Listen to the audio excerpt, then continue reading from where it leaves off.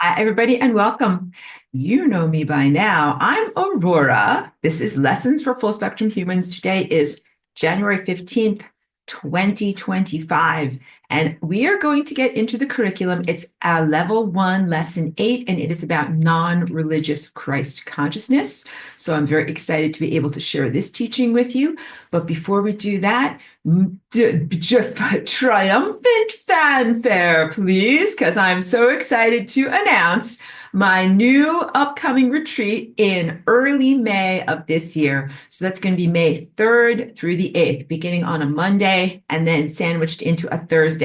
And it's going to be here in Ojai. Hooray! So I was literally just back and forth with the person who owns the Blue Iguana Inn, finalizing the details. It's a beautiful place that is right here. It's just like, maybe a mile or so outside of the center of town. So right here where I live, with beautiful, beautiful, they're kind of like individual houses and then small little bungalows. So a very like intimate, lovely type of space with its own courtyard. So we can do our FRL dancing there. We are going to have an amazing time. And we're also going to I want to be able to bring everybody to the hot springs that are here as a natural feature just north of town. But it's on a mountain road where I keep on checking with the park rangers and it's been washed out for like 2 years. Like, is the road reconstructed yet? They're like, no, and probably not until the end of the year. So it would take a miracle. But I'm lobbying the cosmic infrastructure hard. Like any possibility this could be done by May. But that's why I don't want to raise people's hopes and then have not experience that. So although I'm making efforts to bring everyone to the hot springs, that might not be possible. So instead, there's a beautiful place that is a land conservancy that is open to the public, that is not on a mountain road, and it has a beautiful river that goes through it, and there is a swimming hole there. So it will be cold. It's not the hot springs. The hot springs is very warm and very beautiful, but this will be cold river water. But we can go there and we will do flying river lasagna dancing and also work with putting energy into the land and the water. And then we'll also be able to do a dance at the local park. This is one of the places where I love to walk with my dog. It's a big, giant open expanse with a lot of beautiful old trees. And so, yeah, I'm in the process of renting one of the pavilions where people have parties there. So we will be official, and I'll put down beautiful things on the grass so that will be nice and clean. And we will do our flying rainbow lasagna dance at that park. And we also have a return of our wonderful organizer slash private chef who did the events with me last year in Sedona. And she is absolutely wonderful. And the food that she makes is transportive in its own right. So I'm very, very excited that she's going to drive or possibly fly, but most likely drive out here to Ojai to be able to be a part of this upcoming event. So I don't have the website all prepared yet. But as soon as I do, I of course will share the link. But I would like for each one of you who are interested to save those dates. I'm just going to affirm it's May 3rd through the 8th. It's like the first full week in May. And yeah, so save your vacation time or begin making the preparations that you need for time off from work or childcare or whatever it would be. Try to give everybody as much lead time as possible in putting together this event. And I actually have been working on it at the end of last year. And I felt that we were in such levels of like indeterminacy and turmoil and so much strife and so much friction. Like it was actually very, very difficult for me to envision planting seeds for like a positive, peaceful, stable future. But that energy really just came in the past couple of days where I'm like, okay, good. Like, that's why just before class, I had a little bit of music playing for everyone. That's part of my own original music that's called The World Keeps Creating. And it has if you check out that song, it has a very peaceful, beautiful vibration. That is what it felt like to me this morning. Like, even if it's just a temporary break in the clouds, even if it's just the eye of the hurricane or whatever, make good use of this moment because we can't always be embattled. We can't always be in a friction or adversarial posture in the world. Sometimes we have to disengage from that in order to feel the more voluptuous, positive, expansive feelings that are what creation is really about, like more of like a love making, a divine connection. And there's a little bit of relaxing and allowing. And it's just like when you're making art and music, like it's not always something where it's like, like straight ahead. Sometimes it's like, gentle and exploratory. So today was one of those first days or moments where I really had that in a long time. So I would encourage everyone, make good use of this time, opportunity, window of energy, whatever it is, plant seeds for the future. Do your personal version of whatever this is, of kind of anchoring yourself in a future where here is point A and the future is point B, and you're thinking about something or intending something that is life affirming and that you're passionate about and that's important to you and your community, and then move towards there. I think that's really important because I know a lot of people that are really mired in catastrophism and dismal outlooks for the future. And I think it's important to plant seeds and to envision positive things. And then also, of course, to follow through. You can't just plant a seed. You have to call up the innkeeper and make sure that you make the reservation. This is truthful. So I'm very, very excited that that is a positive near-term focus for me and for the group of wonderful people who have already been at my retreats, and then hopefully for new people who haven't yet been at my retreats. Totally invited and encouraged. And the prerequisites for attending the retreats are, I would love for people to participate in, because there's no fee to participate in my Tuesday morning dance group.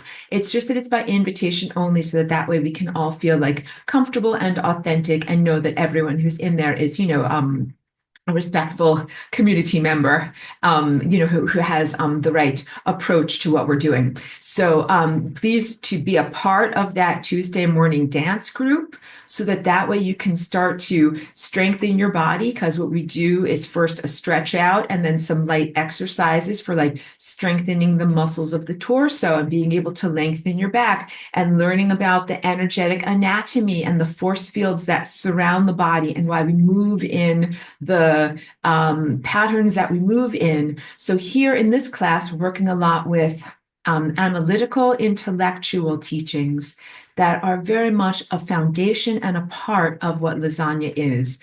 This is like learning music theory. So that if someone says it's in the key of G, you're like, I know what that is.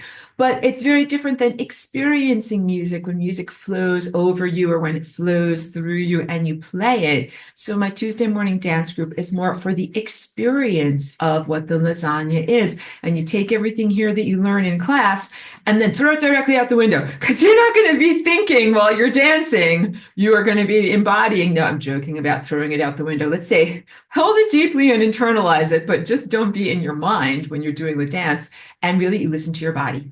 So that's it. And that's what I'm able to share with people in both our dance group on Tuesdays and in person. So if people are interested in being a part of the retreat, I would encourage you to start dancing now, because it will give you like the flexibility and also kind of the comfort level at knowing what the dance is like. It's not like a regular earth dance. It's very different. We dive through portals. We don't really dance standing up on our 2 feet. We really dance rolling around on the ground. And that's why I talked about, like, when we dance at the park or other places, I have beautiful ground coverings that I'll put down, so that way, like, I dance almost every day, and I dance either like outside or in here. I always put down a mat or blankets or something, because otherwise it's very uncomfortable, and you don't want to like roll on top of a rock or a twig or something like that. And you don't want to roll on top of an ant hill and get ants crawling all over you, because none of that is a lasagna experience. So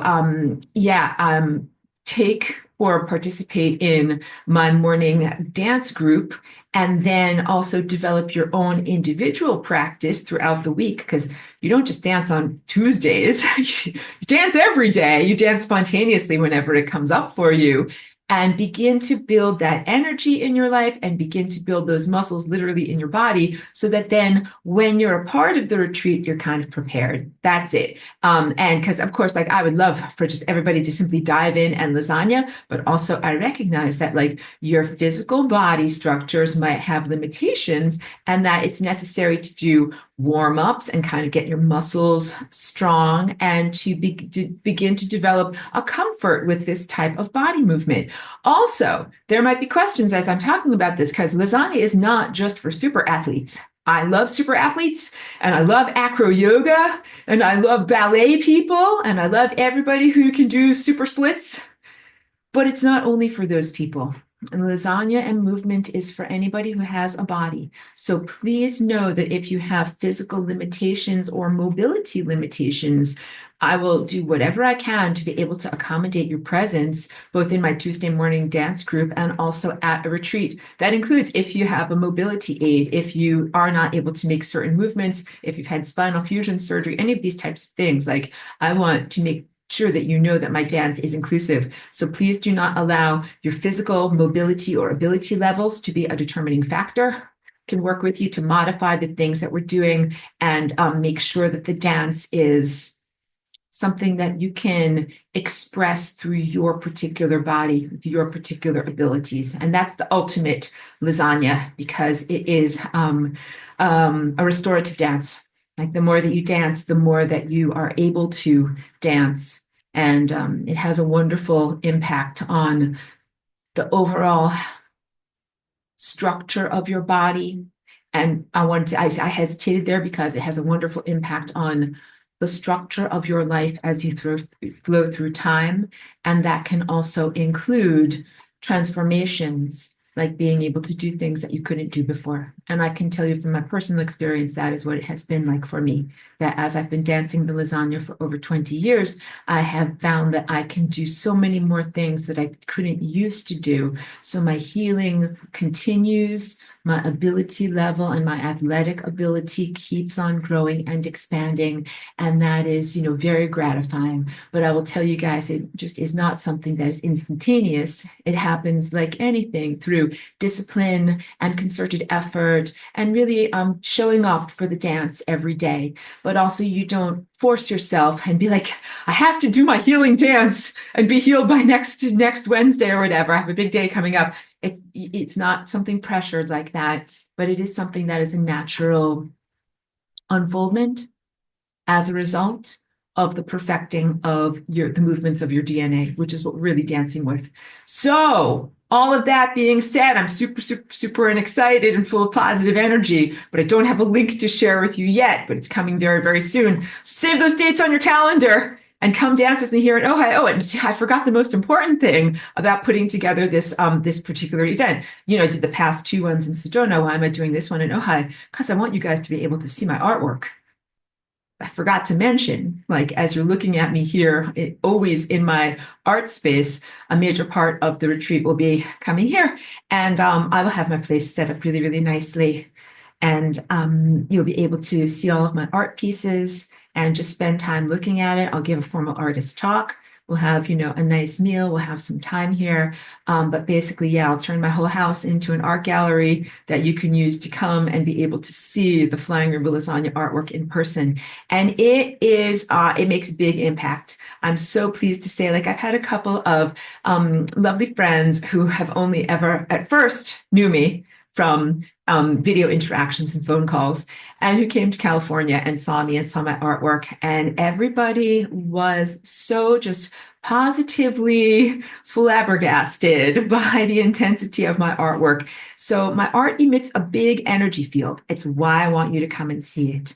I don't necessarily have my artwork in a gallery, like whatever, on Main Street where people can see it. It is here in my home, which is also my workspace. So I'm also very excited to have people come into my energy field. This is right where I do my work and my music and my Flying Rainbow Lasagna. So when you come here for my artist talk, I'll share my music with you. I'll pretty much share, it's like a studio visit. I'll share my process with you and I'll get to answer all of your questions about how I do what I do. And more importantly, you get to come here and marinate in my actual energy field of my art studio, which I think is pretty amazing. Like, you will see me as a lasagna in my natural habitat. And then also I've been lasagnaing around my neighborhood for many, many years, meaning like when I walk with Chiki and we walk around the neighborhood, do our deli, exercise, getting cardio, walking around the neighborhood.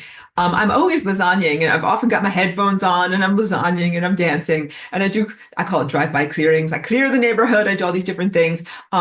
So really, the whole town here is very saturated with lasagna energy, and I'm excited to share it with you, and then have each person who comes to visit add to that lasagna energy. So it's a little bit different. When we went to Sedona, that was a place that I had not yet lasagnified. And what we did was we created, like a sacred energy field in a container for our lasagna and integrated that harmoniously with the rest of the energy of spiritual attainment and positive manifestation and life affirming health that is already in existence in Sedona. And then when we did the second one, we rejoined with like our first masterpiece. Like we made another one that fits together with it.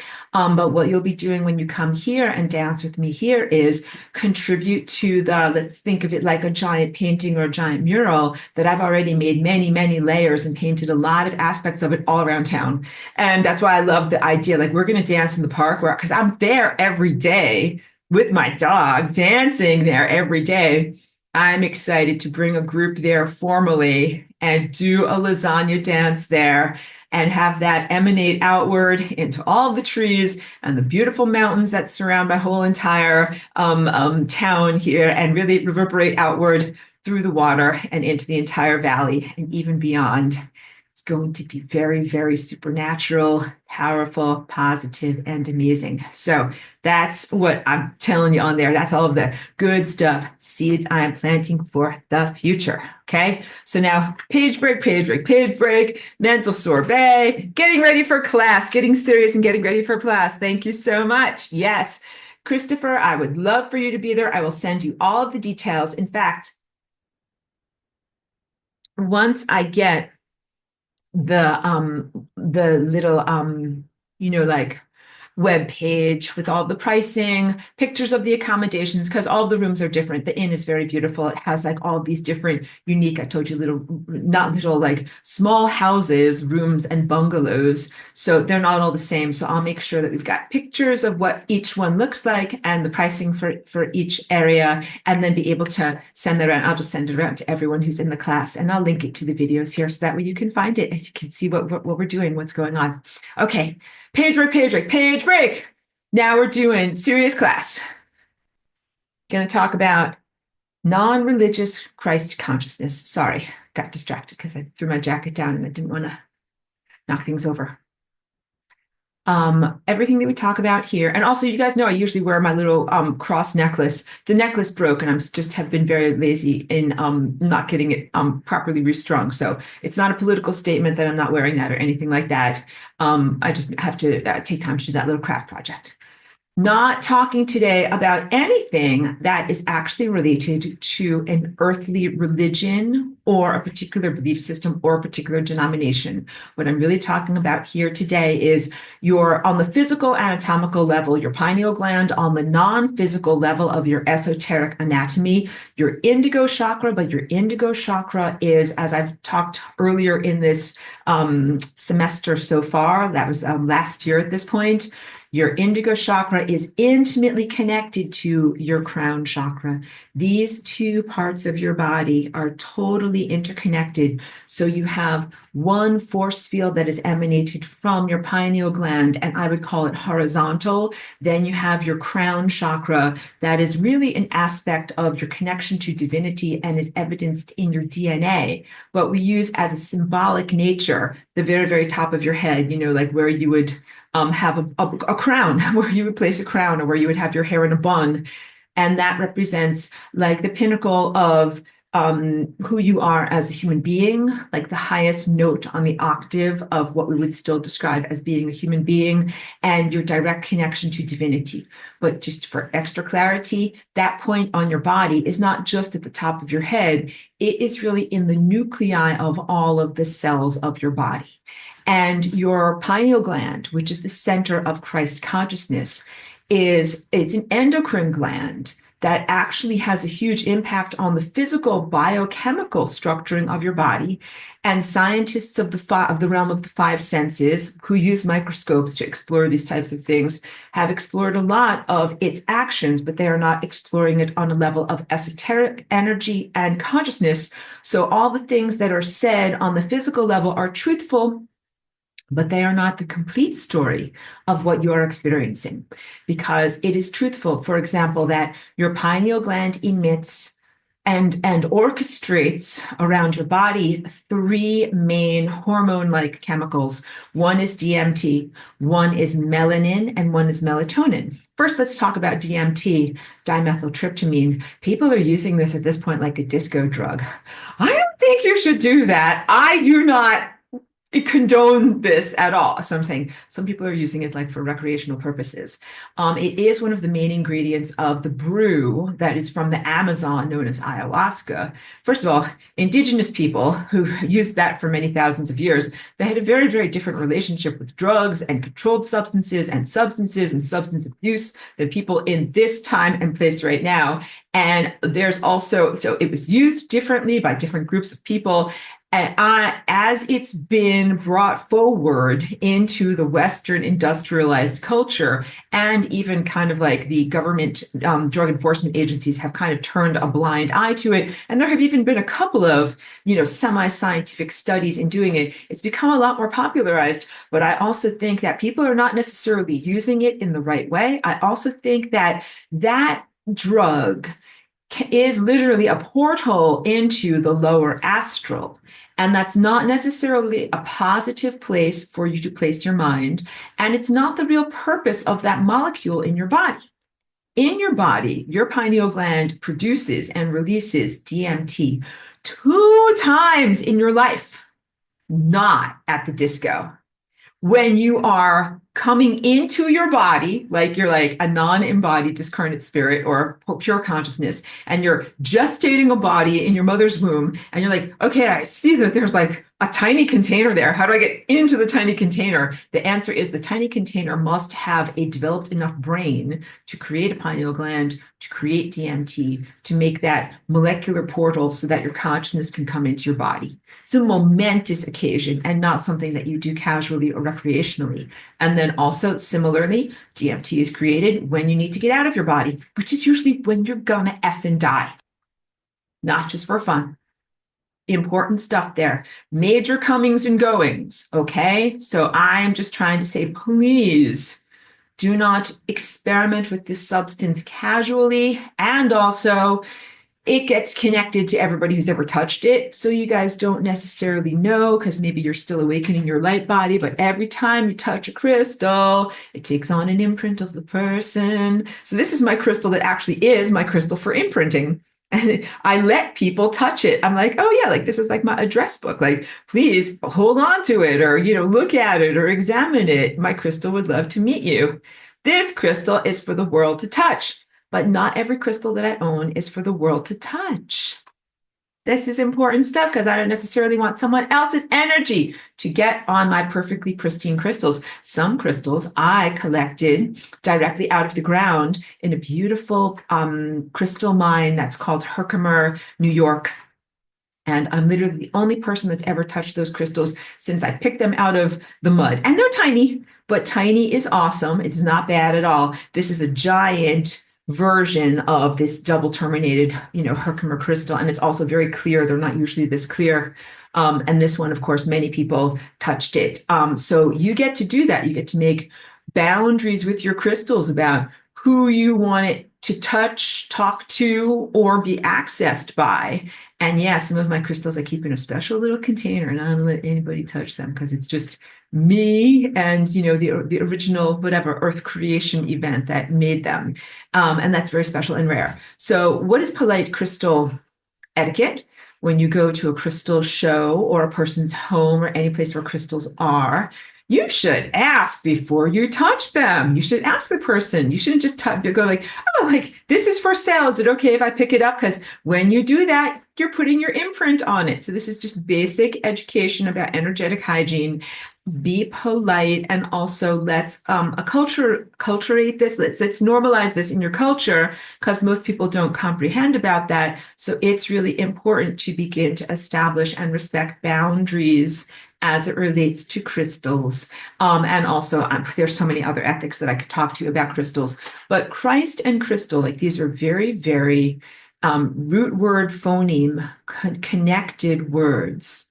And that's because inside of your pineal gland, you have lots of tiny little crystals. Let's show a picture.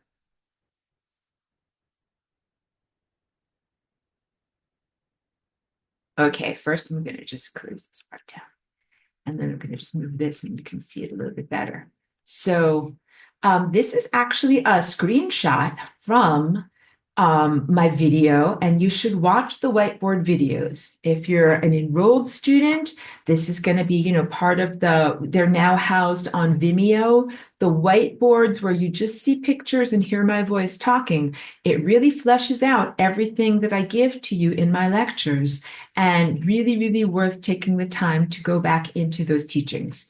And anytime where there is something that I'm in conflict with from what I taught simplistically about 10 years ago, and which now needs to be recontextualized in the midst of some of the malware and technological assaults that we're experiencing, I will always give that to you in the lecture. So almost all of it you can take literally, but some of it needs an extra layer of cautions on top of it, just because now you're swimming in shark-infested waters and things are different now.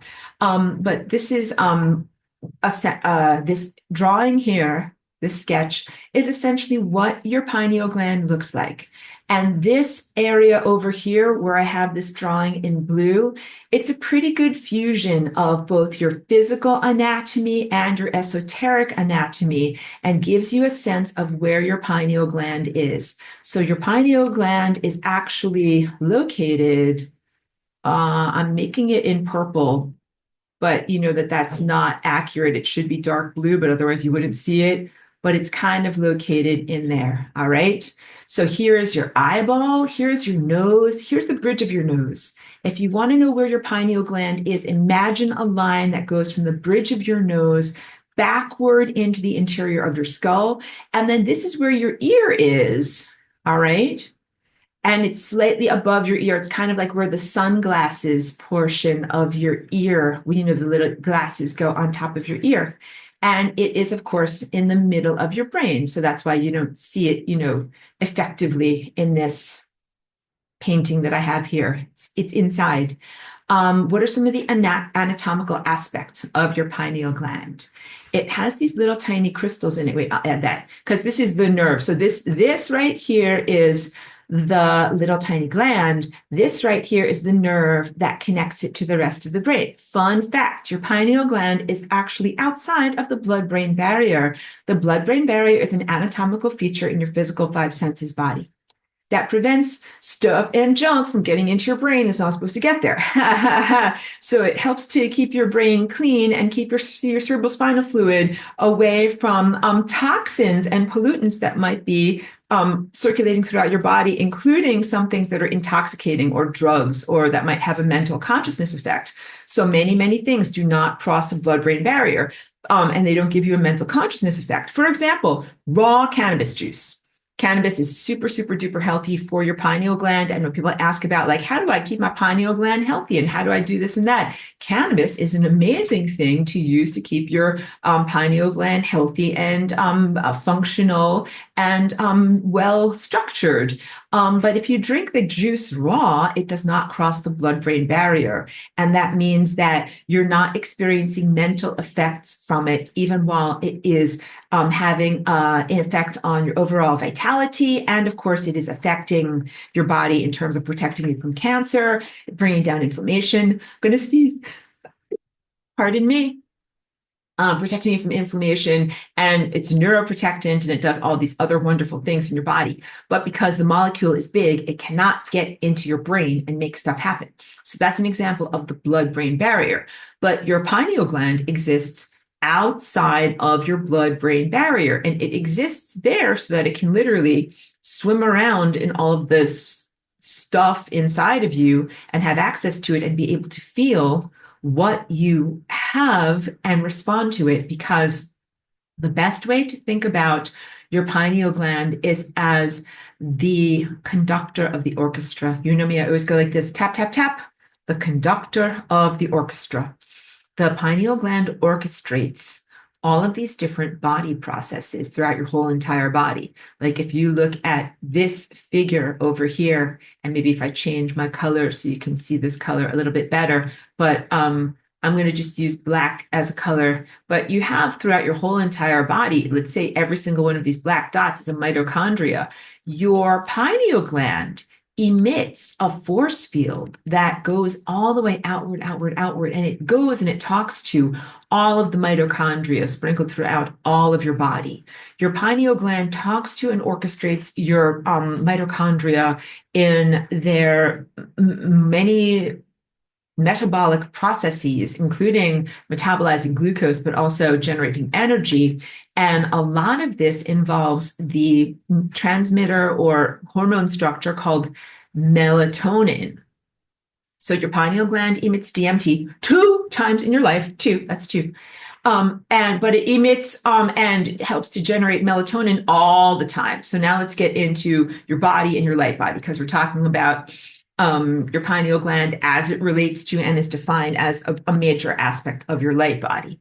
What is melatonin? Melatonin and melanin sound very similar. I know the words sound very similar, but they perform different functions in your body, but they are both related to light and your circadian rhythm. So your circadian rhythm is your waking and sleeping cycles as dictated or influenced by the sun. As I gesture to the beautiful sun that is up there in the sky right now, we eat light. We eat light through our physical eyes. We eat light through the surface of our skin, and we eat light through our pineal gland. But the pineal gland does not have openings in it in the same way that your physical eyesight does, where optical light goes in. Your pineal gland has no openings for optical light, but it eats light as pure information or pure intelligence or pure frequency. It is literally directly connected to the sun. So your pineal gland, it looks like it's not blind. It doesn't just move around spastically. It looks to the sun. Like, imagine a sunflower. Sunflowers, when they're healthy, they're like, oh, the sun is up. I face my face to the sun, and then it goes across the sky, and the sunflowers track where it goes across the sky. Sun goes down, and then the face of the sunflowers go down. Like, this is literally what we are supposed to be like. We're supposed to be so solar oriented that our pineal gland is connecting with the sun at all times as the direct antenna and the source of not only optical light, but also divine intelligence and timelines and possibilities and guidance on an esoteric level as to what we should think and feel and believe, and how we will move forward into the future based upon what we think and feel and believe. So that's the ultimate tap, tap, tap conductor, is the sun, that says to each one of us as an instrument, okay, pay attention to me. I'm the conductor, and I'm going to make you do this. I'm the sun, I'm rising. It's 6:45 a.m. and boom, you're all going to wake up. And then you're going to sun gaze with me. And then you're going to eat your physical body food. And then you're going to do this different type of stuff. And different frequencies of light from the sun have an impact on your body. This is circadian rhythm. And this is important stuff for you to be able to protect yourself from some of the malware and the bad things that are on here, because all of this stuff is anti-Christ. I was thinking about how I would run class today, and I was like, you know something? I think the least suppressive language that I can use in talking about these things is simply to call those structures antichrist. And I know that I would be perceived through the filter of religiosity, but I don't think that I will be deplatformed for saying these things. But there are many different forms of technological structures that are really the antithesis to this natural Christ force field, an antenna, an area of perception, an area of divine guidance. So that's why I call it anti-Christ. But I know that there are huge cultural presumptions based upon that about, alliances, good versus evil, and all these different things. But definitely, like Antichrist is definitely evil.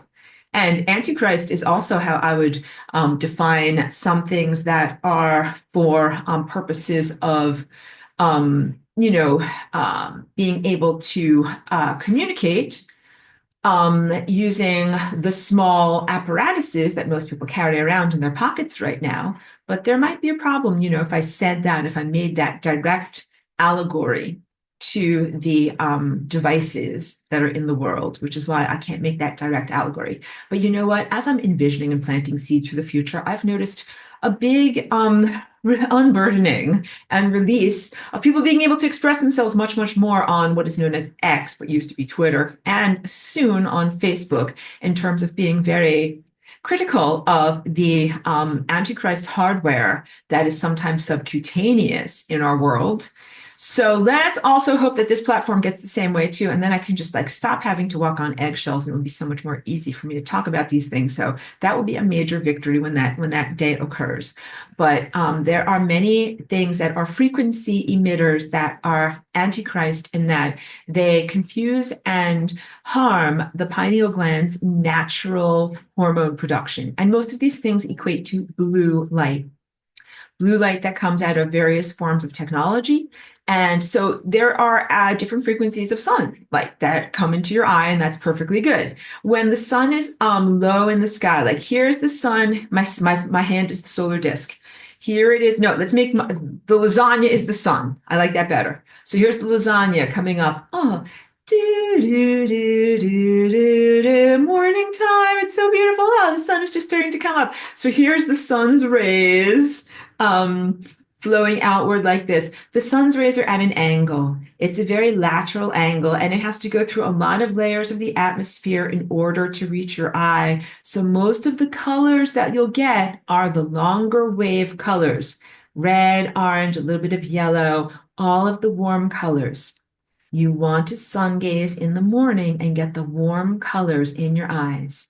When I talk about sun gazing, you do not have to stare directly at the solar disk. That can sometimes be dangerous for your retinas. That's experts only stuff. So what I encourage everyone is to either squint your eyes so that you've got your eyelashes kind of in the way, or wear a hat with a brim, or to do it with a curtain kind of blocking things out, or some window blinds, something that helps to filter it, or use the foliage of trees to help to filter the sun so that it's not directly in your eyes. But you're breathing in the consciousness. So it's not just about getting optical stimulus into your retinas. It really is about receiving that consciousness. So infrared, these are one of the longer wave heat frequencies that are really coming from the sun into your eyes. That goes through your eyelids. Even when your eyelids are closed, you will still receive infrared.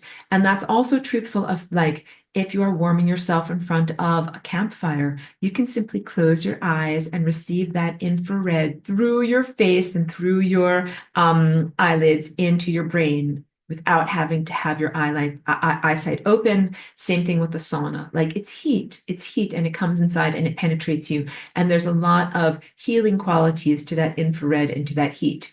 And this has an impact on your mitochondria, because this guy up here is the conductor of everything here. So this guy's the sun. He's the conductor of all of us as individuals, but then within us, this pineal gland is the conductor of all of your mitochondria internally. And of course, your sun is but one star. There are all of these different stars that you could consider to be a constellation like similar to the mitochondria, and they are controlled by tap, tap, tap, the galactic center. The conductor at the galactic center, who is orchestrating all of these stars in order to send out all of their emanations that then reach all of your pineal glands, that then are broadcast outward, not only into your mitochondria, but into, we would say, your light body. And your mitochondria are major features of your light body as science comprehends it, but also your microtubulin structure is a big part of your light body.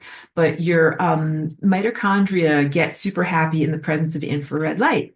Not only because they are really, they like methylene blue because blue absorbs red. I'm already losing you. You're like, why does blue absorb red? None of this makes sense. Stop hurting our minds. But it has to do with colors. and frequencies and light bouncing off, stuff that's blue actually absorbs everything except for blue. Oh, you're confusing us. I don't like this. Aurora, usually you only confuse us like this when we talk about math and physics. Now you're confusing us with colors. The colors are my friend, and I don't know how this makes me feel. Okay, just mental sorbet, wipe it all away. My shirt is not blue. My shirt is every color but blue. Blue is the only color that is bouncing off of my shirt and reaching your eyes in terms of optical light. But you interpret my shirt as blue because it's the color that is reaching your eyes. Mitochondria are actually blue, and they respond very well to this substance called methylene blue, which is this food dye that can come inside of your body. It actually has great anti-parasite effects, but it also can help to energize your mitochondria because when they absorb that blue color, then it means that they are going to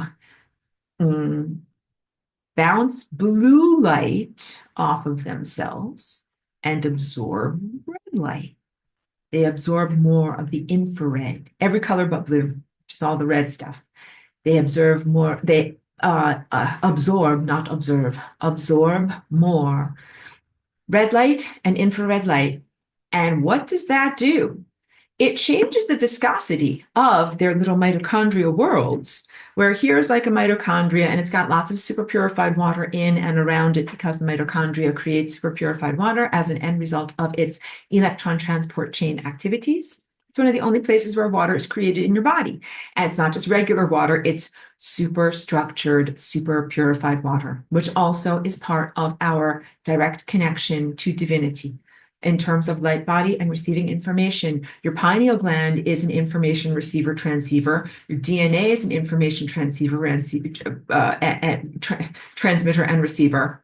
The water that's structured in your body is an information transmitter and receiver. And you have structured water inside of your pineal gland, inside of your eyeballs, inside of your mitochondria, inside of various different structures throughout your whole body. And also correct protein structures. Like now imagine that my hand is a correct protein structure that's supposed to be shaped like this. When this is shaped like this, the water that is around it becomes structured. Misfolded protein structures, that's like this. Bleh, I'm dead. This is a dead misfolded protein structure, does not structure the water around it. So there's an interplay between the structures of your body and the protein structures and the structure of water, and the structure of water and the ability to receive and transmit information around your body. And receiving and transmitting, that's the microtubule structure that moves all throughout your body. You're good. You're with me. Lowering the viscosity of that water helps your mitochondria to run more effectively. So that super purified water can be viscous, like if you have viscous oil in your car's engine, or if you have viscous transmission fluid, it has to try even harder to try to chug along. And when you change those fluids and lower the viscosity, the engine goes like vroom, vroom, vroom, vroom, vroom. That is what you do with your mitochondria. When you lower the viscosity of the water, the mitochondria have these little jet engines in there that run at like 93,000 RPM. Like it's kind of amazing how fast they run. Just lower the viscosity of the water and the jet engines inside of you get even more efficient and you have more energy because there's less friction. And all of that is related to the awakening of your light body.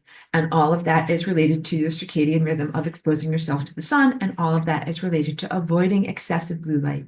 So blue light occurs naturally in our interrelationship with the sun when the sun is at noon. So here's daybreak, do, do, do, do, do, and now up to noon. Here's high noon, and the energy of the sun is pointing directly down. That means it's moving through the least layers of the atmosphere. There is the least scattering effect from the layers of the atmosphere. You are getting the most blue light. But the idea is when you have exposed yourself to the morning rays, your body has generated melatonin. Everyone's like, no, I take melatonin to go to sleep at night. I take 3 milligrams and it makes me so sleepy. And then I just get into my jammies and I fall right to sleep. That is kind of like whatever these biohackers and things like that and how people are doing that. That's really not what melatonin is for. Melatonin is to protect you from sun damage. Melatonin is for your body to be exposed to red light early in the day. Have melatonin in your skin, in your retinas, all throughout your body. Melatonin is a protectant of your cell membranes. And then when you're exposed to the high energy of the blue light of the middle of the sun, your body is not injured and you are protected from overexposure. Blue light does inhibit melatonin production, which is why the electronic blue lights that are in so many of our environments at this point are anti-health, and they are also anti-Christ because they literally prevent the pineal gland from functioning effectively. So please do everything you can in your own environment to reduce the unnatural blue light. Blue light from the sun is different than the blue light from your computers. Blue light from your computers is way more corrosive and anti-pineal gland health than blue light from the sun. Okay, so you want to get rid of LED lights. You want to replace your LED lights with old-fashioned incandescent bulbs. I'm looking off camera because that's what's over here. And if you guys wonder sometimes when you're like looking at the color tone of my videos, sometimes my skin tone might look like yellowish orange because I don't have daylight bulbs. I have warm tone incandescent bulbs in all of my little fixtures over here. And you can see it a lot when the sun goes down, and then you kind of see just my lighting with these. You'll see in my videos, it looks very warmish, pinkish orange, but that is positive because that's what I want to be coming into my eyes. And on my computer screen, I have yellow shifted everything. So on MacBook, it is go to your settings, display and brightness, go to advanced, and then hit night shift and turn the slider all the way to the right. And it will give you a slightly yellowish screen. And my screen looks slightly yellowish, but that's good. And when I don't do that setting, when I first open up my computer in the morning, and it's usually like I'm not even awake, and literally this is me because I wake up in the morning to make my music and stuff. I get my coffee and I turn on this thing, and it's like bright. It's so bright. I'm like, oh, like I'm hurting my eyes. That severely bright white light that comes out from the computer screen is not good for eye health, and it's not good for your pineal gland. It sends awake signals to the brain, which people sometimes like. They're like, good, I'm awake and I'm stimulated now. But it tends to cause macular degeneration because it does not allow the retinas to regenerate.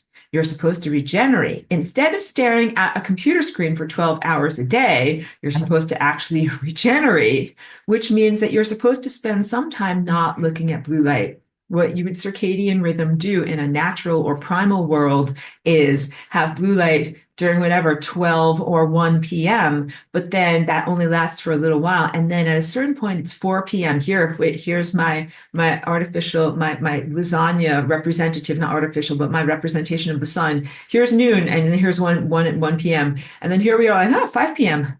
Oh, the angle of that light is getting angular again. And then 6 p.m. and then 7 p.m. And those are the times when you would then be exposed to the infrared and the red waves again. And I would encourage you to sun gaze again. And what that does is it restores more of the melatonin in the retinas of your eye so that any damage that might have been occurred by getting exposed to the blue light is mitigated.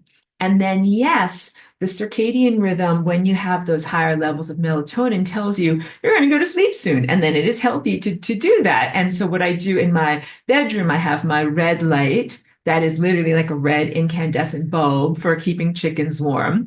And then I try not to have other lights in there that are going to stimulate my retinas and make me stay up, even though I can be as naughty as anyone, because sometimes I will put on a Netflix show and, it beams that light out from the tablet and it keeps you awake. And this is why you stay up all night watching Netflix, because the light keeps you awake, but it's very naughty and it's not good for your body, because then you'll wake up the next morning when the sun comes up over here and you're like, so tired because I artificially stimulated my brain last night and stayed up too late watching cartoons, which I shouldn't do that. And of course, I'm silly. Like, I'm being lighthearted about this. Like, you're not going to die from one night staying up too late and binging on Netflix, but we're talking about circadian rhythms and connecting your body and your light body to the overarching symphony of life. So you can do it a little bit, but if you start to do it too much, the body goes out of balance. And there's actually some good medical personnel who are starting to research this because doctors and nurses sometimes have to work the night shift at the hospitals, and they're noticing the changes in metabolism that it makes in their bodies, everything from greater levels of inflammation, greater levels of weight gain, greater levels of autoimmune or inflammatory diseases, and basically chronic disease in their bodies, because we are not built to do that. We are built to work in the rhythm of the sun. And the more that you can seamlessly integrate your lifestyle into the rhythm of the natural sun, then the more you will have coherence and longevity, because essentially the light waves are flowing through you in a frictionless way. So we talked about two chemicals that come out of your pineal gland: DMT, special occasions only, and melatonin all the time, not just for going to sleep. And I take melatonin. I have a transdermal patch that I really, really like a lot. And I've been doing it for like 2 years, and it's been amazing. And I don't feel tired when I put them on. But you know what I do feel? Like huge athletic recovery. So you guys know me at this point that like I walk on my treadmill a lot. So I'm doing that while I'm doing classes and personal sessions and video work and all these things. And there are some days when I walk maybe like 8 or 9 hours here on my treadmill, and that is normal for me. But some days I'm like, well, I expect like my legs are sure going to be sore after this. But you know what? I stick a melatonin patch on my legs, and my legs feel great the next day. And I feel like, wow, I do not feel tired at all. And my body feels great, and I'm ready to keep going. So in terms of my dance and my athletic recovery, and even skincare, not cancer, skincare, I mix melatonin into my daily facial moisturizer, and I put that on. And I also put on a nano titanium dioxide skin protectant, like a sunscreen, because where I live in California, where the sun is very intense. And I tell you these things because I don't want you guys to think that you should just go outside and totally fry yourself. Be sensible about how much light you expose yourself to, especially depending upon your geospatial locations. Because like if you live in North Dakota, your latitude is really different than when you live in Southern California. So it's not the same. The sun is not the same in its intensity. Or someone who lives in Sweden, we have a wonderful student and some people who live up there, that, you're not going to get the same amount of sun exposure as you will someplace equatorial. We have a lovely student participant who lives in Ecuador. Like, when you have to know your climate and you have to know how to protect yourself. And also you might want to wear a hat and something that has a brim to shade yourself. And then also you don't go out like in the middle of the day. And this is all just being very, very sensible. But I have to say these things because it's important. It's just like a food or any type of thing. Like, you want to have the right amount, but not too much of it. But also, I don't believe in the same way that many medical professionals say, like, stay out of the sun completely, and then that will lead you to greater levels of health. I'm like, no, that's actually not what you want, because when you're in the sun, that is when you are actually generating this melatonin that is really, really important for your overall body health. And we skipped one of the important chemicals that are only just being explored from five senses science, and that's melanin. And melanin is created by melanocytes in the subcutaneous layers of your skin. That is what makes the brown pigments in response to being in the sun. Or, like, of course, some people are born with more brown pigment just as their natural baseline. And then when they go in the sun, then their skin becomes darker. And then only albinos are born without melanocytes. And they're very, very vulnerable to skin overexposure. All right. So you also have to know yourself and your heritage and your, ancestral biological tendencies of how much melanin you have and how many hours of exposure you can comfortably have in the sun, and what it feels like to you, and be very, very sensible about all of that. But the melanin, the brown pigment, when it is produced in your skin, that's like your savings account. That is your solar savings account. So, let's imagine like whatever, maybe when you were a kid or whatever, the summertime when you were free, when you didn't have to have responsibilities. That's why I say when you were a kid, when you could be outside playing all the time or at the pool all the time, and you would live essentially like a primal, natural human being. And you would be exposed to lots and lots of sun, and you would produce lots and lots of both melatonin and melanin. And then the melanin would stay with you even many days, weeks, possibly even months after that sun exposure. But then, of course, if you live someplace where it is cold, at a certain point, you will stop going to the pool. And also, if you have life responsibilities, you will return to work and school and then stop being exposed to the sun. And then your bank account starts to go away and your skin starts to get pale again until you get to around December when all of your bank account is gone. And then everybody wonders, like, why does everybody get a cold or the flu or various illnesses in December? It's not just eating too much sugar around Christmas time. It's not just, whatever other things that are happening around that time of year, like the temperature drops or something like that. But it's also because you are out of melanin. You are out of sun. You don't have any more whatever savings account of light for your light body to draw upon. So big, big, big important stuff if you live in a climate or a four seasons type of place like that.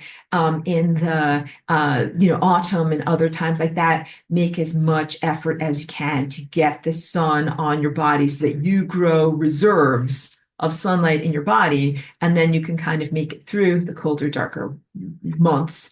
And then as soon as the sun comes back, as soon as possible, get outside into the sun, roll up your sleeves, get yourself outside. When I used to live in upstate New York, which is a four seasons type of climate like that in United States, in the wintertime, if it was ever like 40 degrees, I would like be outside in my t-shirt, like roll up my sleeves, be outside, like sunbathing in my t-shirt. And now, of course, now I live in California. Literally, I moved myself here so that I could have more consistent exposure to the sun and be able to feed my light body more. But now 40 degrees feels like very, very, very cold. 60 degrees feels very, very, very cold. We're not used to that here. So we're used to it being more like 80 degrees or 90 degrees.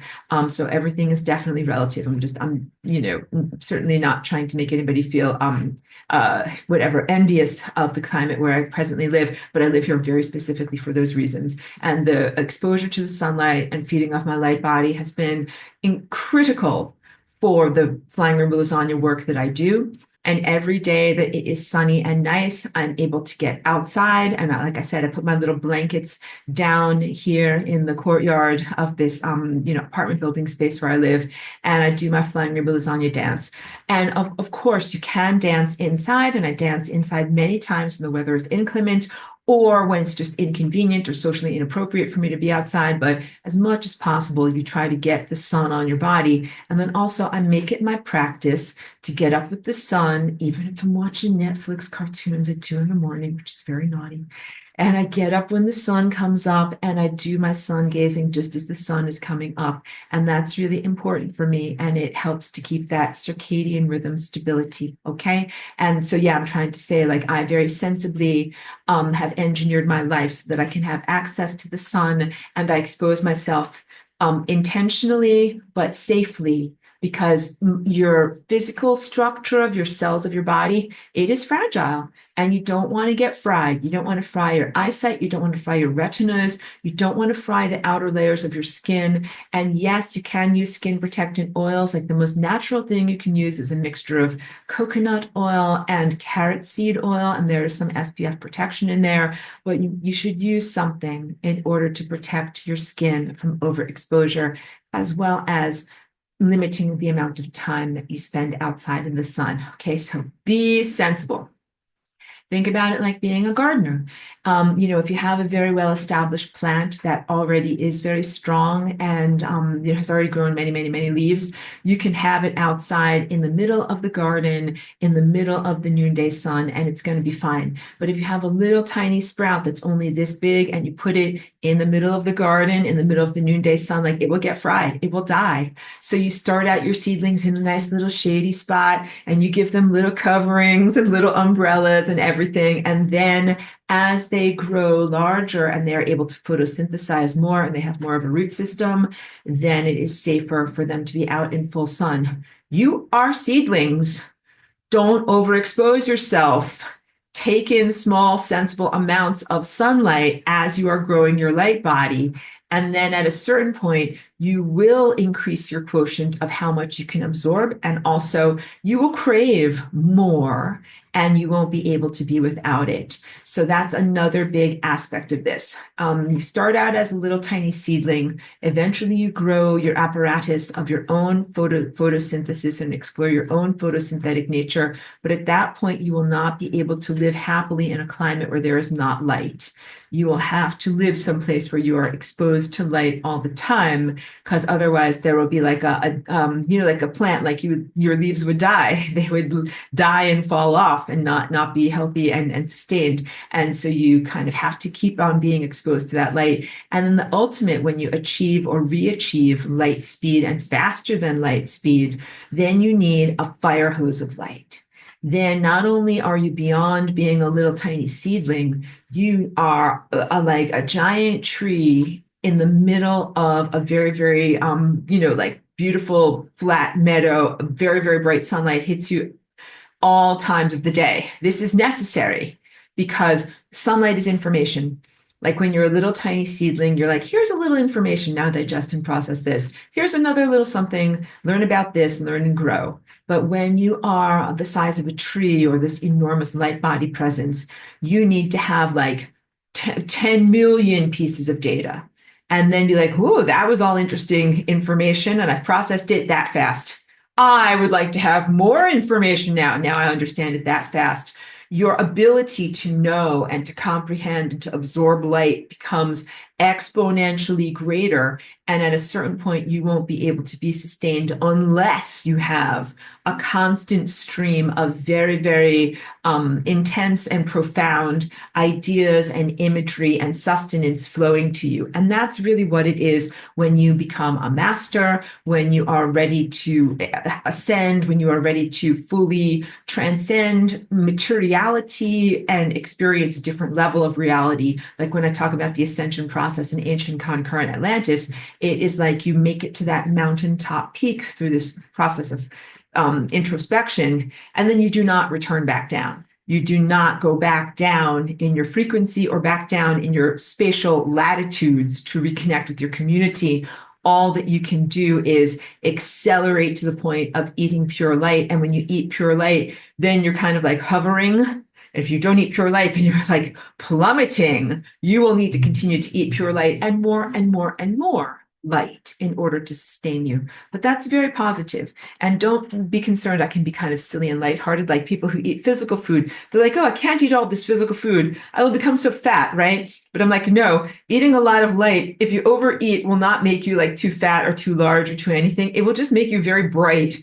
Be like, you're looking very bright these days. Have you been eating a lot of light? You're like, yep, been eating a lot of light. So just lightheartedness there. Thank you. Let me go to my notes. That was actually from part 2 of my notes. Let's talk about the indigo chakra and attention. Like literally, this is attention that comes, the tendril of attention that comes out of your energetic anatomy here. And it has everything to do with your imagination and with manifesting reality.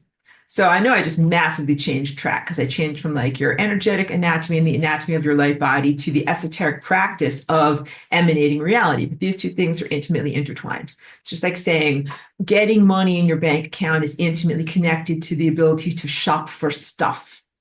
Otherwise, you can't buy stuff. Oh, you have to mute yourself. Please mute yourself. I can't deal with it. My life force is fading away. Thank you. Good, because I have to press buttons every time and rearrange my whole entire screen. Okay, good. And then kind of get back on track. In order to manifest stuff and make things happen, you have to have energetic money, quote unquote, in your energetic bank account.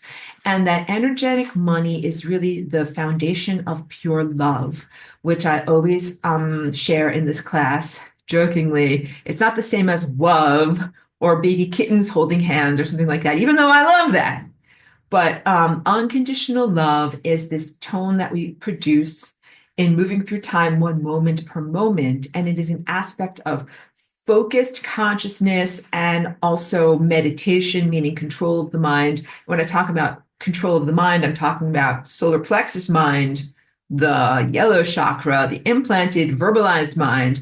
In order to get gas in your car, to run the apparatus of your pineal gland and your indigo chakra, and to be able to imagine reality, you have to be able to turn off your talking mind. You like, boop, just press pause on that mind and that level of reality and go into an intentional, focused inner silence.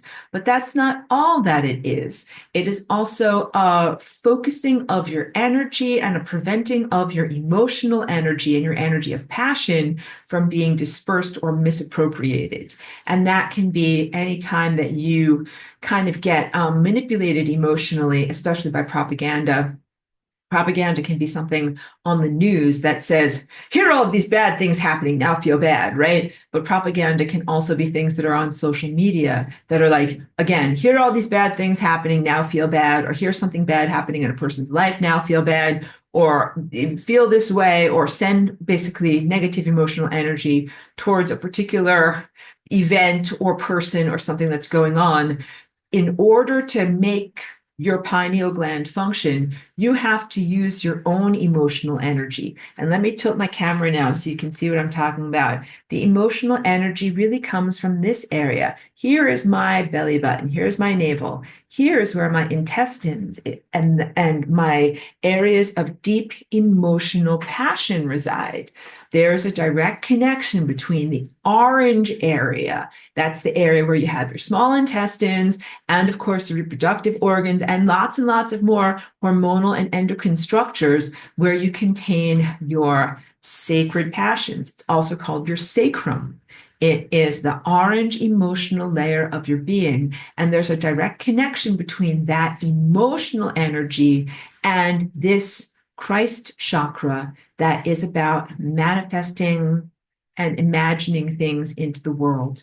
This is like the focus of the water. The water is like your deep passions. So this is like the nozzle of a garden hose, and the water comes from a well that is deep within you. It's everything that you care about.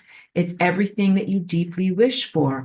And literally, just like a water well, it rises up through you, through your unconditional love, and also through your ability to communicate. And it comes into the pineal gland here. That's not the end of the journey, but it's a major aspect of the act of imagining. So now let's talk about the pineal gland and also the esoteric indigo chakra as a seat of higher consciousness or a home for higher consciousness that has to do with the ability to imagine and to manifest.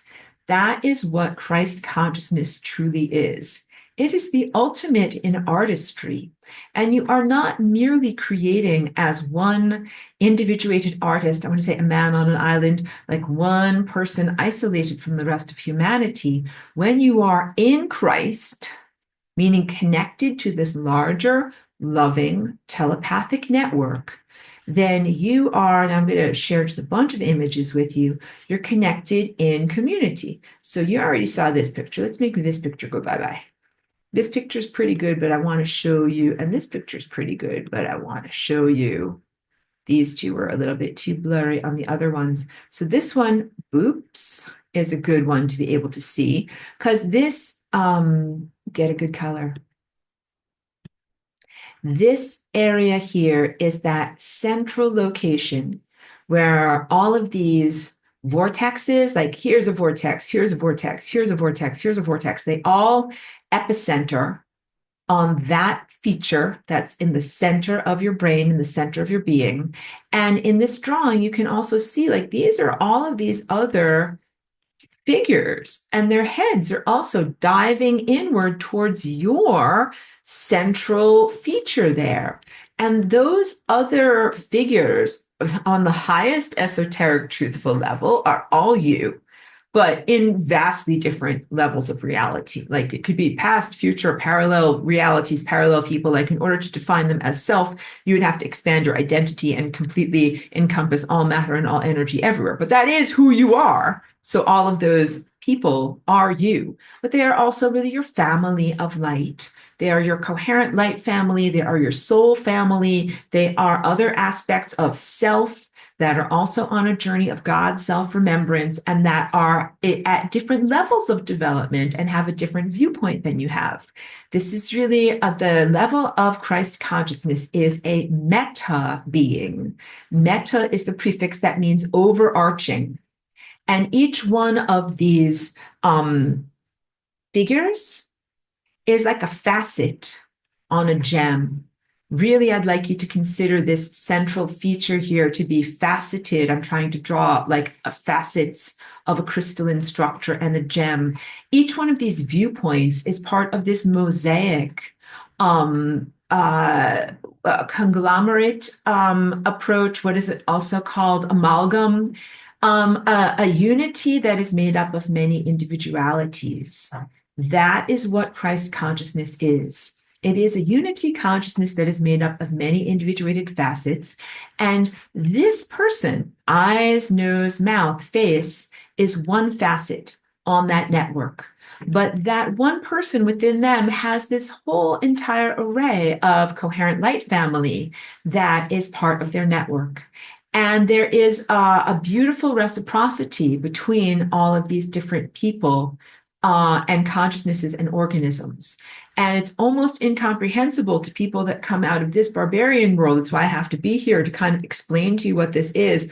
In this world, you're used to like the fight for supremacy. It's like Conan the Barbarian, like, I am Conan the Barbarian. I will fight for supremacy. I will chop off your heads if you don't agree with me. I will steal all of your gold. And then he who has the gold makes the rules. Like, you're like, yep, or like, that's pretty much how we do it around here. And I'm like, no, this is not how we do it around here. Because at the level of pure love-based telepathy, it's not a fight for supremacy. It's not about a competition. It's not about any of those projections that happen from the anthropomorphic level of experience, where it's like you're an individuated human and there's a limited amount of resources and then you have to fight. I challenge you to a duel. You have to fight for resources and fight for supremacy, and only the strong shall survive. That is not the truthfulness. That's not the truthfulness. I'll finish my sentence. At that layer of reality and beyond, it is the truthfulness of what you've experienced from this social, economic, and cultural paradigm, and to a lesser extent, your biological paradigm. But there are many biological paradigms that you can live in without having to fight for survival. Please know that. Darwin has given you this total projection onto nature, that all of nature is at odds with each other, always fighting, always consuming, always endangering itself and preying upon itself. But that was his own stuff, his own baggage, and his own cultural viewpoint that he was projecting upon nature, because he came out of a world where it was supremely competitive. We're talking about the island nation of England, where there's not a lot of real estate and there's not a lot of opportunities and there's not a lot of resources, and everybody fights for the last resources. Literally, that was the world that he came out of. And he came out of a very, very socially stratified world where some people wore top hats and had monocles and were super rich. And some people had like one set of clothes, barely enough food to eat, scrubbed floors, and literally starved to death on a regular basis. That is the world that he came out of. And he projected those cultural imbalances as a human being onto the world of nature. But that is not really how nature, functions. So a lot of false presumptions in there. And those false presumptions have been magnified into probably your viewpoint, even if you don't consider yourself a scientist. You're probably being influenced by reading some books or whatever, being in traditional academic schooling and getting those ideas inside of you. But nature is much more about reciprocity, mutualism, and collaboration than Darwin's viewpoint allows for. And the true telepathic network is done on a bridge of love. The Antichrist network is not done on a bridge of love. This is the Antichrist network. This stuff in the presence of this stuff. And definitely subcutaneous, and definitely in the food, air, and water supplies. Okay? These things are infrastructure that carry signals. And the infrastructure itself is a violation, and it is not supposed to be in our biological architecture. And the signals that they carry are anti life and don't represent divine intelligence. Our natural pineal gland is a transmitter receiver or an antenna that allows you to connect with and communicate with other minds, but only respectfully and on a bridge of love. Very, very different than synthetic telepathy. Synthetic telepathy does not have to be done on a bridge of love. And from what I have experienced of it in the past 5 years, as it's been agonizingly perpetrated in this world, it's pure hatred. I also call it garbage mouth. The stuff that I hear on the synthetic telepathy network is so garbage and so hateful. It's not even only that it does not have that resonant, pure tone of love. And also, real telepathy has a genuine, meaningful basis upon which phonemes are created. Like when I genuinely have a telepathic connection, the energy of pure love is transmitted through my throat chakra of communication into my mind, and I emanate outward mind waves. And the mind waves might have a message, but that message is in the universal language of pure frequency. It then hits a person or a dolphin or a bee and is translated either into the English language or little clicks of a dolphin or the pheromone type of comprehension of a bee. But they all get the message because the message is an abstract. In contrast, the synthetic telepathy, that is garbage, that is run on these garbage networks, it is just stimulation of a phoneme. Maybe it says the word glass, maybe it says the word water. But if you send out the word glass or the word water, a dolphin's not going to know what in the heck world you're talking about, even though dolphins swim around in water all the time. They would have no comprehension of what you're talking about because they don't use the phonemes water to talk about this stuff that they swim around in all the time. It is not real communication. And beyond those levels of inadequacy and erroneous stimulation that you could see from that type of it's hijackable. It is not a pristine system. So because words can be misinterpreted because there's not actual meaning there, but the personality qualities of the information that is transmitted on that synthetic telepathy network is hateful. It is anti-life. It's not just that something is not, conforming to a love vibration and uses a computer. Every single thing that is on that network is about, let's say you are a beautiful person. It's about hating your beauty. Let's say you're a physically fit person. It is about hating your physical fitness. Let's say you have great digestion. It is about hating your digestion. Every single aspect of this, when I say that it is anti-Christ, it's not that it's anti a particular religion. It is anti the healthy functioning of your body. That is, Marshall McLuhan said, the medium is the message. The medium is the message. The synthetic telepathy medium is the message. And the message is you are hated. You are hated by this thing. So first of all, this thing does not give you anything that you don't innately have. You innately have this natural telepathic capability that is a part of your light body and a part of your anatomy and a part of your birthright of what it is, not only to be a human, but to be a living creature in this world, as you should be and shall be telepathic with all of the other living creatures of this world. Does that sound a little bit like the myth from the Bible of the Garden of Eden, where all the animals talked to each other and nobody had to eat anybody? Yeah, and it kind of sounds exactly like what I talk about, the world of ancient concurrent Atlantis, where we were all telepathic, and that includes plants, animals, minerals, the planetary structure herself, and beyond, pure light. Imagine being telepathic with pure light and with the creatures of pure light, like the sun and the stars and pure photons. That's what our world was or is like in that time. And this synthetic telepathy is 100% an unnecessary accoutrement and 100% an invasion of mind and a limiter of your true mind.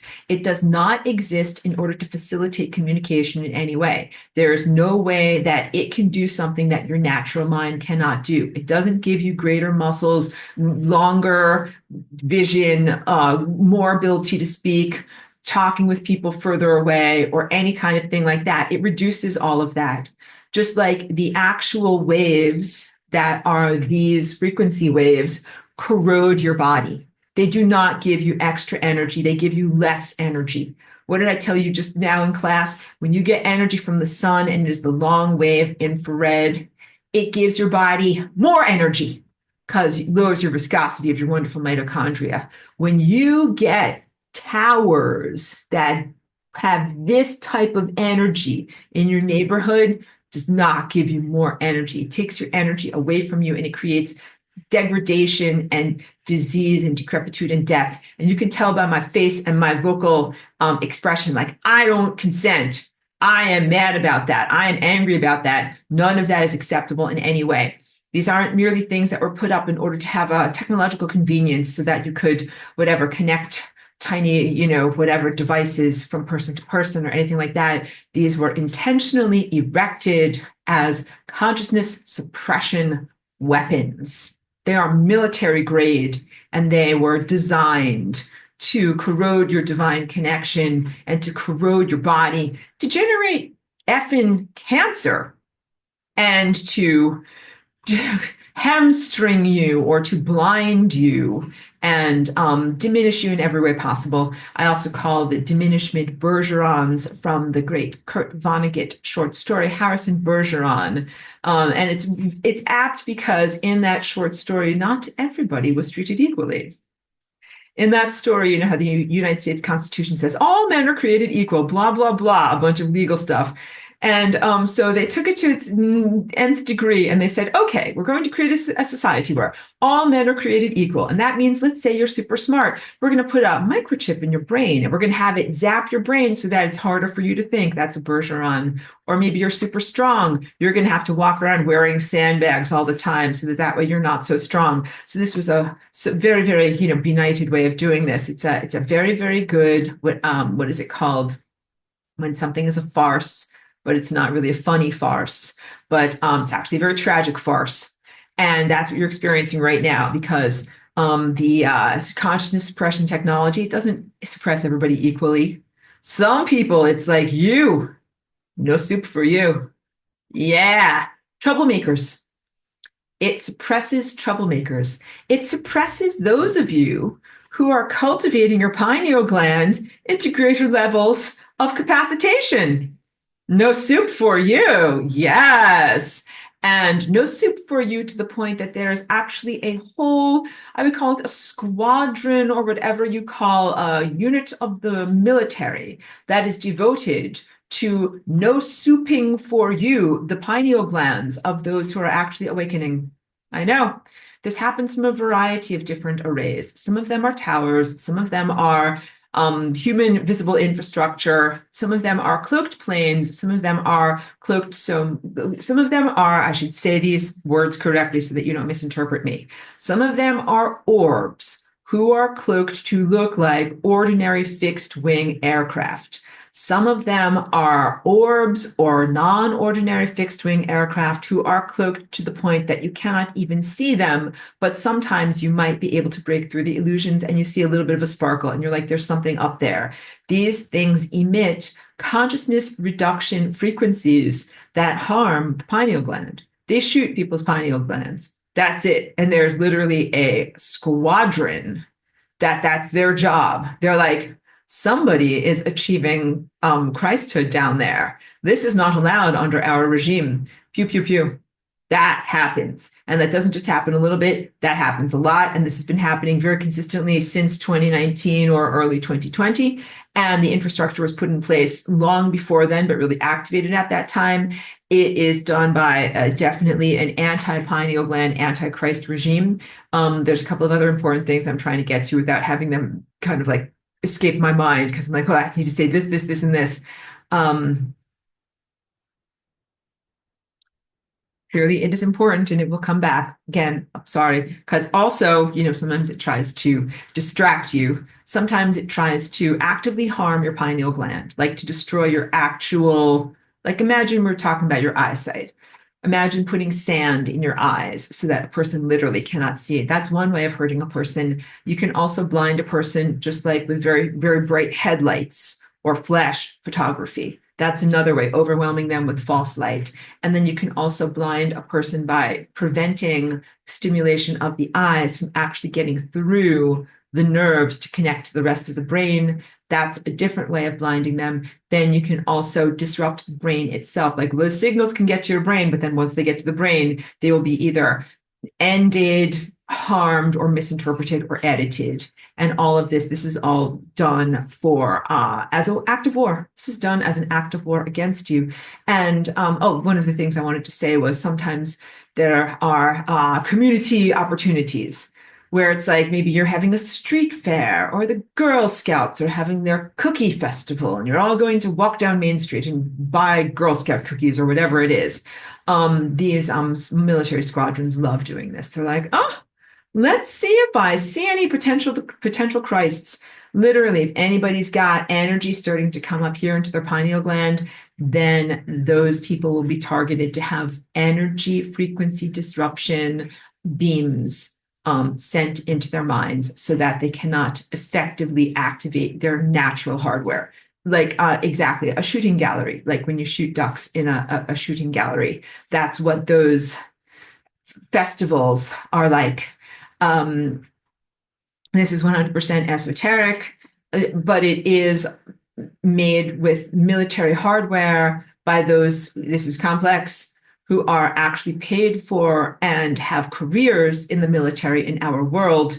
The military in our world, it has a bridge, 1 foot in materialism, 1 foot in esotericism. So please know that it is not a fully materialistic military, that they are often working with consciousness reduction, energy, and frequency weapons, but that they will never be able to speak about that openly. Some of them are hide them from themselves. And really, what is going on is you have many, many automata that are not even fully embodied humans anymore that are working for the military, where this type of consciousness reduction, antichrist efforts flow seamlessly through their willpower as it is directed against the innocent civilian population.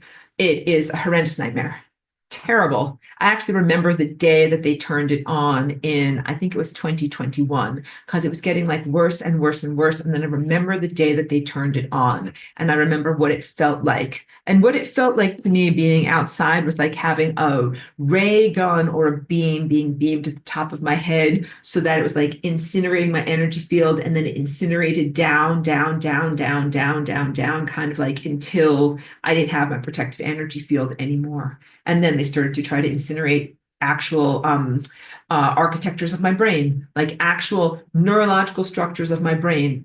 And so each one of us has to learn in this world how to restore our protective energy force field and, of course, fight back against these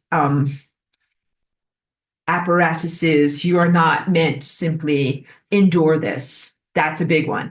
Just that information should be quite liberating. You're like, something is frying my energy field and then frying my brain. Am I supposed to be feeling this? The answer is no. Is this condoned? No. Is this happening because you deserve it? No. Is this happening because you're a prisoner? No. The more full answer on that is yes, but it is happening because you are a political prisoner. You are a prisoner of war. You have been unfairly made a captive. And that is what is happening to you. So it is an unfair form of imprisonment. And it is also a wholesale across the entire planet, but really across the entire telepathic network that I just told you about that emanates outward and connects you to everything. All Christ is under assault everywhere. And this is really critical for you to know. I do not know if there are any other Christs out there anymore. We've been so cut off from them since that day that they turned this stuff on that I haven't been able to feel or connect with them. And I used to feel and connect with them and talk with them all the time, and that was normal. This is very big because from my experience, I've been acting for the past 5 years as if like this is all we got, you and me and everyone who's here. There, of course, were at a certain point other times and places or parallel dimensions where people are telepathic and work on a bridge of love and have beautiful communities. And we were at the point of being able to connect with them to be able to add our culture and our experience to the overarching experience and to create a beautiful, larger culture. The assault on this planet, you can't presume that it's just an assault on this planet because an assault on telepathy and hacking of the Christ grid doesn't just affect this place here and now because it's telepathically connected, it affects everything. So you can use as an example the sense of a computer virus or something where you have a node on a connected system. If you have an all over computer system and here is one computer or one node, and here is a virus, and I'm going to put bad information and malware as a virus into one node. Well, this node talks to all of these other nodes. And that's an exploit on this, but it's also an exploit on the entirety of the whole network. On your planet here, you have had an antichrist attack on true Christ. But this planet is like one node of a much, much larger network system. You can only presume that the attack that was done to your body, your DNA, your energy field, your community is an attack on the entirety of the rest of the system. And I don't know if the rest of the system exists anymore. It would be very wonderful if it did, and it would be wonderful if it could be healed, rectified, brought forward again. But key point, you can't count on the rest of the system to come in and help you. Yeah, because it's very likely that they're under attack as well. I haven't heard anything from them in the past 5 years. And that's a failure of so many different systems that would be considered fail-safes that it is extraordinary. My greatest difficulty in the beginning of this war has been even comprehending for this to happen, this fail-safe and this safety procedure and this inevitability and this and this and this, all of that had to fail. That's an enormous amount. It's so unlikely. It's like, imagine if you have like your locks and your extra double, triple locks and your extra encryptions and your extra passwords and your extra this and your extra that. And burglars still got in. Impossible. Inconceivable.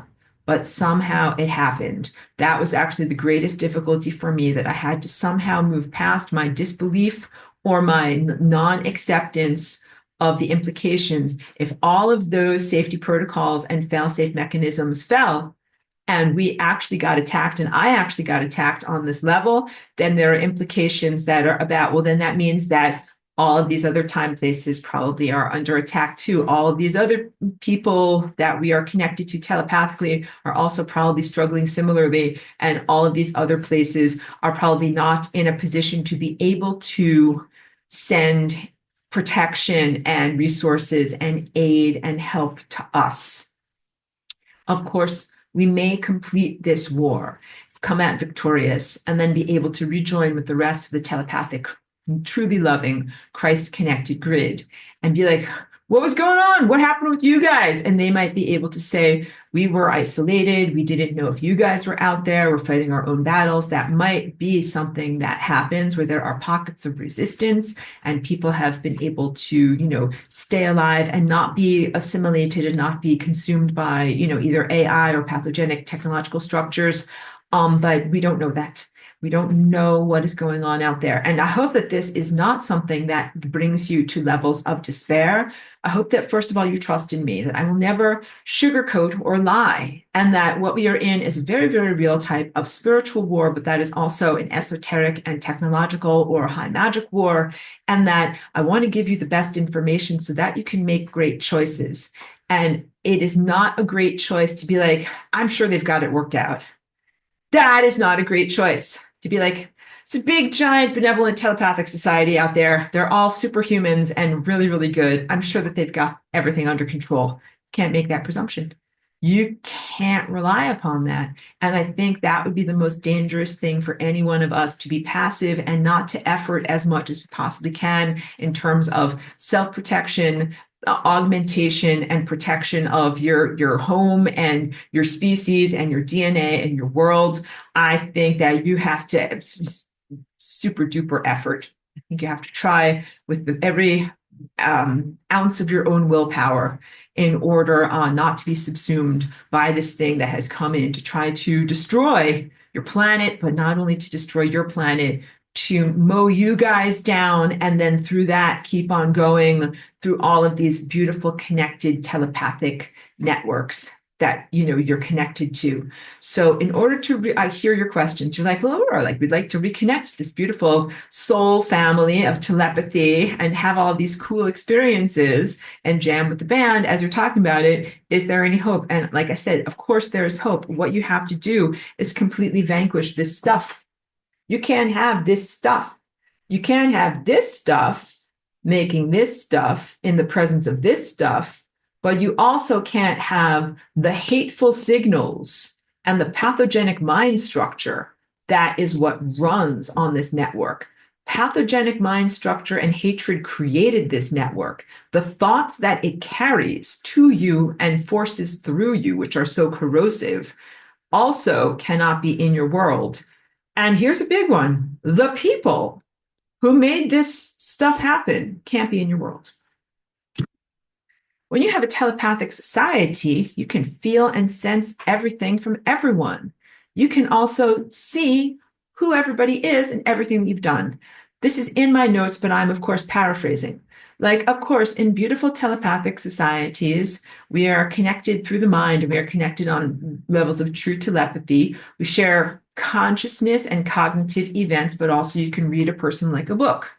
If you're a person who worked for, let's say, a United States spy agency or a lettered agency or something like that, and had a bunch of Antichrist hardware augmenting your relatively weak and pathetic, very small natural psychic abilities into much larger, more dangerous psychic abilities, and then use those psychic abilities to go around hurting other people. When we become telepathic as a larger planetary community, there is not a place for you in our world. Could you imagine everybody becoming mind connected and everybody learning everybody else's stories? You're like, oh, hi, nice to meet you. I'm reading everything about you. Oh, you used to work for a lettered agency and used to fry brains for a living. My face says it all. That person cannot be in your community. That person has directly killed people that you love, driven insane people that you love, fried you. And it is a false doctrine of supposed forgiveness. That's part for a different teaching about, my critiques of the religion known as Christianity. That's why that false doctrine of forgiveness exists, because these effers want to come along after frying your brain for many, many years. If you possibly could survive that, if you didn't die of a cerebral aneurysm, if you didn't die of cancer, if you didn't go insane, if your brain didn't dry up and, shrivel up like a raisin, and then one day you're in the far-flung future and everybody's telepathic and you meet this guy and he's like, oh yeah, I used to work for a lettered agency. I'm the guy who fried your brain. He's going to be like, Christian forgiveness. I love you. Let's be friends. And you don't have to experience that. I really want you to know that that is not going to be an eventuality. You will not meet your mind abuser in paradise and have to quote unquote forgive them. Please know that. Please know that this is truthful. So if you want to know, well, wait, what will happen to these mind abusers? The truth is that they have incurred such enormous soul level debts, specifically in their attacks against me and their inhibitions of flying rainbow lasagna, that they are in a hole that they can't dig themselves out of. Going to entropy will be a great mercy and a great opportunity for them, because they will never be able to work off these debts. Literally, not only attacking me and my energy field and my pineal gland, but erecting a planetary worldwide anti-lasagna inhibitory force field Anything that inhibits lasagna is basically destroying the fabric of space-time because the lasagna activity is here to rectify and heal the fabric of space-time. Their assaults on me and their attempts to inhibit my behavior, their attempts to diminish my natural feral genetic behavior, and their attempts, to kill or destroy me or to amputate areas of my mind, all of those are not only cosmic crimes, but they create a debt that is so big because anytime I didn't lasagna, all of these important things didn't get a chance to happen. They made a debt that's so big they can never pay it. They can't get into what we would call the VIP lounge. They can't get into the paradise state that will be this world of beautiful, natural, pure telepathy where we do not require or desire any levels of technology. That is why you will not meet your abuser in heaven. That is why, or paradise. That is why you will not have to deal with the presence of a person who had a formerly human container who chose to go through some level of artificial augmentation by having certain types of things placed into their biological brain container so they would be artificially augmented so that they could shoot people with their minds, because this is what they do. So this goes beyond surveillance state stuff and spy stuff. So, because when we're talking about like, wow, like, you can read a person like a book, it's essentially the end of secrets. And secrets and blackmail and spy stuff and surveillance pretty much is what has been running your planet for a long amount of time. You think about Jeffrey Epstein, you think about P. Diddy, you think about all sorts of different honeypots and ways of collecting compromising information on visible, I want to say celebrity individuals, people of notoriety is a better way of saying it, being able to collect information of them and their greatest acts of indiscretion and then use it to manipulate them. That is what has been running the world in the satanic society that you're coming out of. And that literally all disappears when you can read everything. Like if you could read everything about whatever politician, we'll call him whatever, Mr. ABC. Be like, what is Mr. ABC up to? Let's read all about him. Just look at him. Just look at him. The same way that you could look at a person and be like, well, there's his eyes, there's his nose, there's his mouth. What if you could use your inner eye to just look at a person and scan them and be like, oh yeah, those are all the people that he murdered. This is how much money he stole. These are all the people that he raped. This is all the times he ate something that was cannibalism. That's what you're gonna have. It means it's no longer a world of secrets. It's no longer a world that can be controlled through the titration or revelation, selective revelation of secrets. The entire spy network would be disempowered. What is CIA really about? It is really about achieving levels of information and, secretive information that is not available to the rest of society, and then using that to power abuse over the rest of society. The true expansion of telepathy and the ability to have an awakened Christhood and to know anything about someone just by scanning them is the literal disempowerment and disbandment of an organization like CIA that exists only to power abuse, to collect information only in order to use it to elevate and empower itself over others. That is what that agency does. It does not serve the United States at all. It serves itself, and it really actually serves the esoteric societies that stand behind it and that have created it and that also benefit from it greatly. Those guys aren't just walking around astrally projecting themselves using binaural beats and other forms of technological augmentations just to whatever, surveil you, or peeping Tom watch you while you're in your shower or your bath, or watch you when you're with your lover. They're not just doing that. They actually have augmented, I would call it pineal glands, but let's call it artificial pineal glands, because they don't actually have regular pineal glands anymore. Their pineal glands have really been kind of like destroyed and turned into some kind of a robotic cyber feature that now it's more like a prosthesis, like they've had an amputation. What they've had implanted in its place is really terrible, gross, ugly, and disgusting. And it shoots false light at other people. And that's mind control. They don't just surveil your mind. Now they have a way to control your mind. They're overpowering your mind with their gross, disgusting mind. And they are really gross and disgusting. And there's not a place in the world of pure paradise for their thought forms. Their thought forms are really about the things that would be considered horror, like, the things that you read about in a Stephen King novel. They're about torture, cruelty, the demonic realm, violations, sexual violence, all of those types of very distressing thought patterns. Now, you guys in my class, you don't have those thought patterns. When those thought patterns come into your mind, you're like, "Whoa, that's a terrible image. I don't like thinking about that at all. Get it out of me. That's not me." But these guys embrace that and swim around in that world, and it is normal and good for them. They are the hatred. They are hateful. They are the hatred. They have that networked through them, and then they try to network that through you. It is pathogenesis. They're pathogenic. They're pathogens. On a larger level, they could be considered and accurately defined as cancers, in that they are erroneous DNA structures that aren't carrying the correct signal of divine intelligence, and that they are acting in a way that harms, they amass resources away from healthy cells. They are themselves diseased. They create harm to healthy cells, and they eventually create harm and death to the entirety of either the person or the culture that they're within.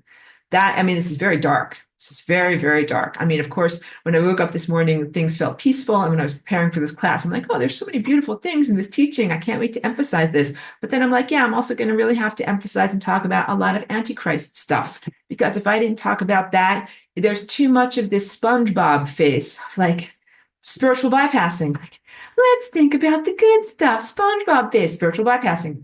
We can't just do that. And we also cannot be mired in dualism, which is like Jesus versus the devil in the ultimate showdown at the end of time. Dun, dun, dun. And then you see like Jesus is coming out wearing his boxing gloves. And then you see the devil is coming out wearing his boxing trunks. And they kind of do their way in and all of that. You know what I'm talking about, like world wrestling type of nonsense.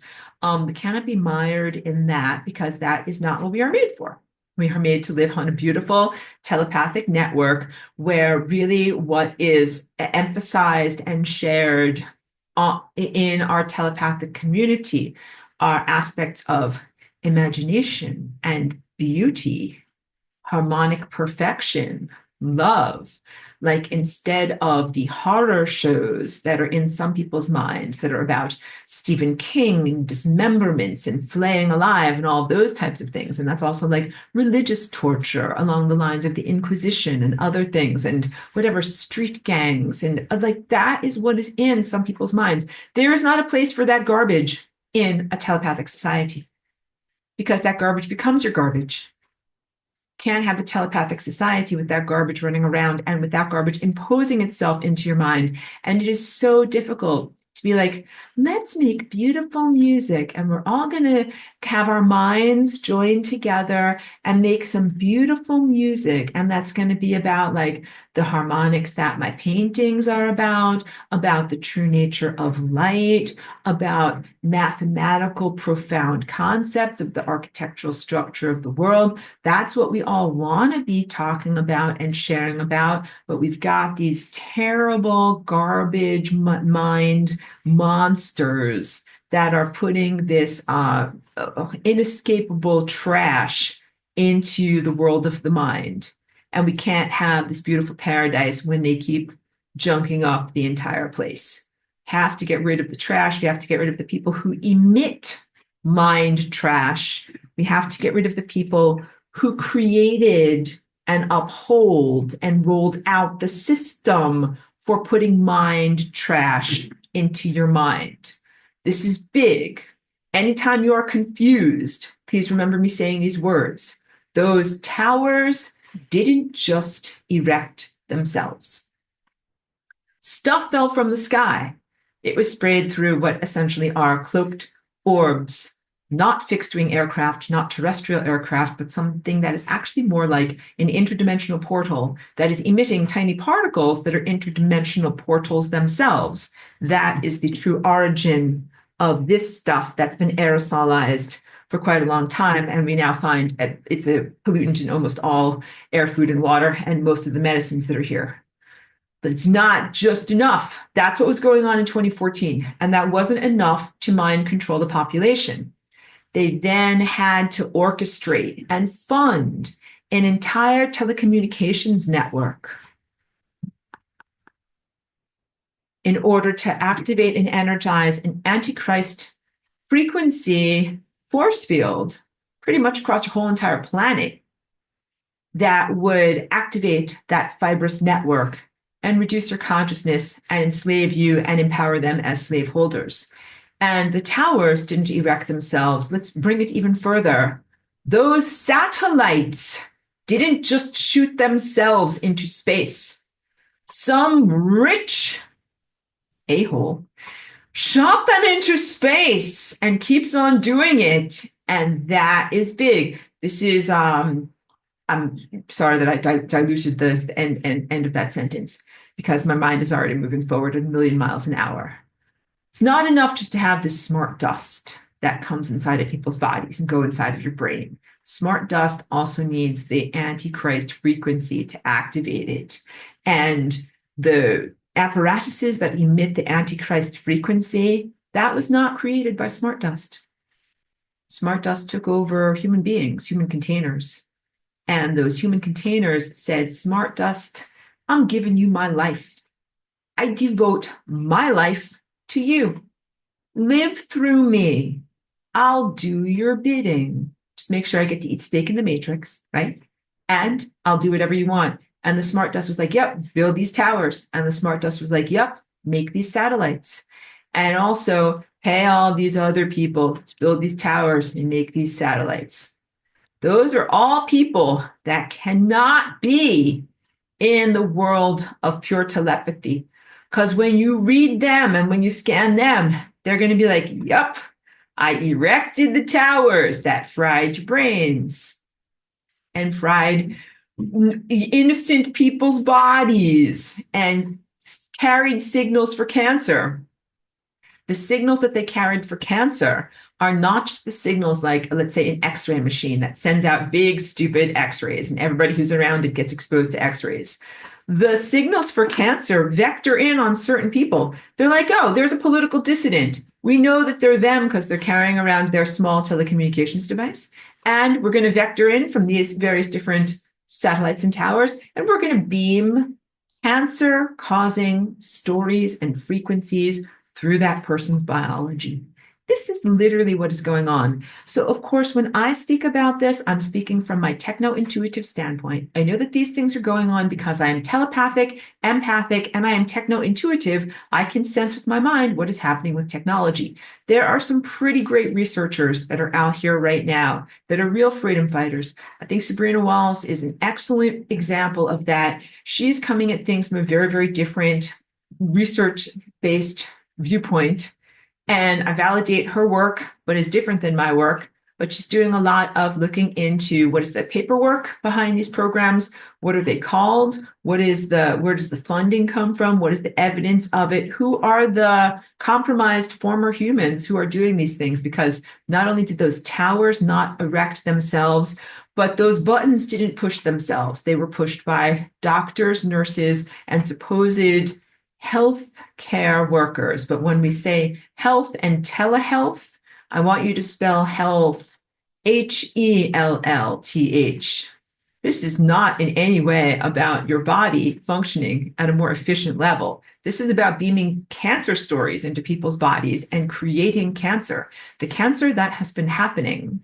I hope that I don't get into hot water by saying these things. So I have to couch my language in all these different ways. But, last week I talked about the cupcakes that people ate and how even sometimes their sprinkles got on other people. Cupcake eaters really seem to be getting a lot of cancer as a result of that. And it's not just a particular type of ingredient that's in cupcakes that's called SV40. Simian virus 40 is a delicious cupcake ingredient. and that it has a tendency to create cancer, and that literally scientists do that into mice so that they can create cancerous tumors in mice, then experiment to what works on getting rid of cancerous tumors in mice. But it is in cupcakes. It's not just that. It's that, but it's also that plus the frequency stories that are beaming in and vectoring on people and telling their bodies a story about cancer. This is like targeted or specific focused beams of psychopathic mental energy against certain people so that they will get that disease. It's not random. And this is just like that book, Harrison Bergeron. Some people get more Bergeron than others. Some people get more fried than others. Some people get more targeted than others. It's not fair. It's totally unjust, and it doesn't make sense on a human level. So please don't internalize it on that way. Please don't think that anybody who gets a disease or who is harmed or who is targeted in any way deserves it. You don't deserve it. None of you deserve this. Mostly good people who are actually genuinely in Christ and who are political dissidents, troublemakers, who have the temerity to speak out against this type of stuff are the people that get targeted and have the most Bergerons. All right. So none of this is a meritocracy unless it's an inverted meritocracy where the better of a person you are, the more you get assaulted in the shooting gallery to try to diminish you from what you're doing. And I think there is something in there, although it's not like a direct 100% corollary, but some people are just what is the word? Not immune, but they're just largely ignorant or in denial of the activities that are going on. And they seem to be relatively unperturbed. Like they don't have Morgellons fibers growing out of their body. They don't seem to have a lot of health complaints other than just the regular accelerated aging that is happening to everybody on this planet, including animals, in the presence of this. This is a corrosion frequency that is here corroding humanity. And that's why people seem to be like their skin and their hair is looking grayer and more wrinkled than they ordinarily would. But other than that, they seem to be leading a pretty regular life. And that's because they're not political dissidents or troublemakers in any way. And then when there are some people who speak certain ways and do certain things, then they get very, very fried. I got very, very fried by these very naughty things. I am looking a lot better than I looked when they were frying me. What I've had to do is work with high doses of melatonin every day. That's really what has helped me the most. I, of course, have my IBA crystals that create a 5G antithesis force field. That helped me a lot.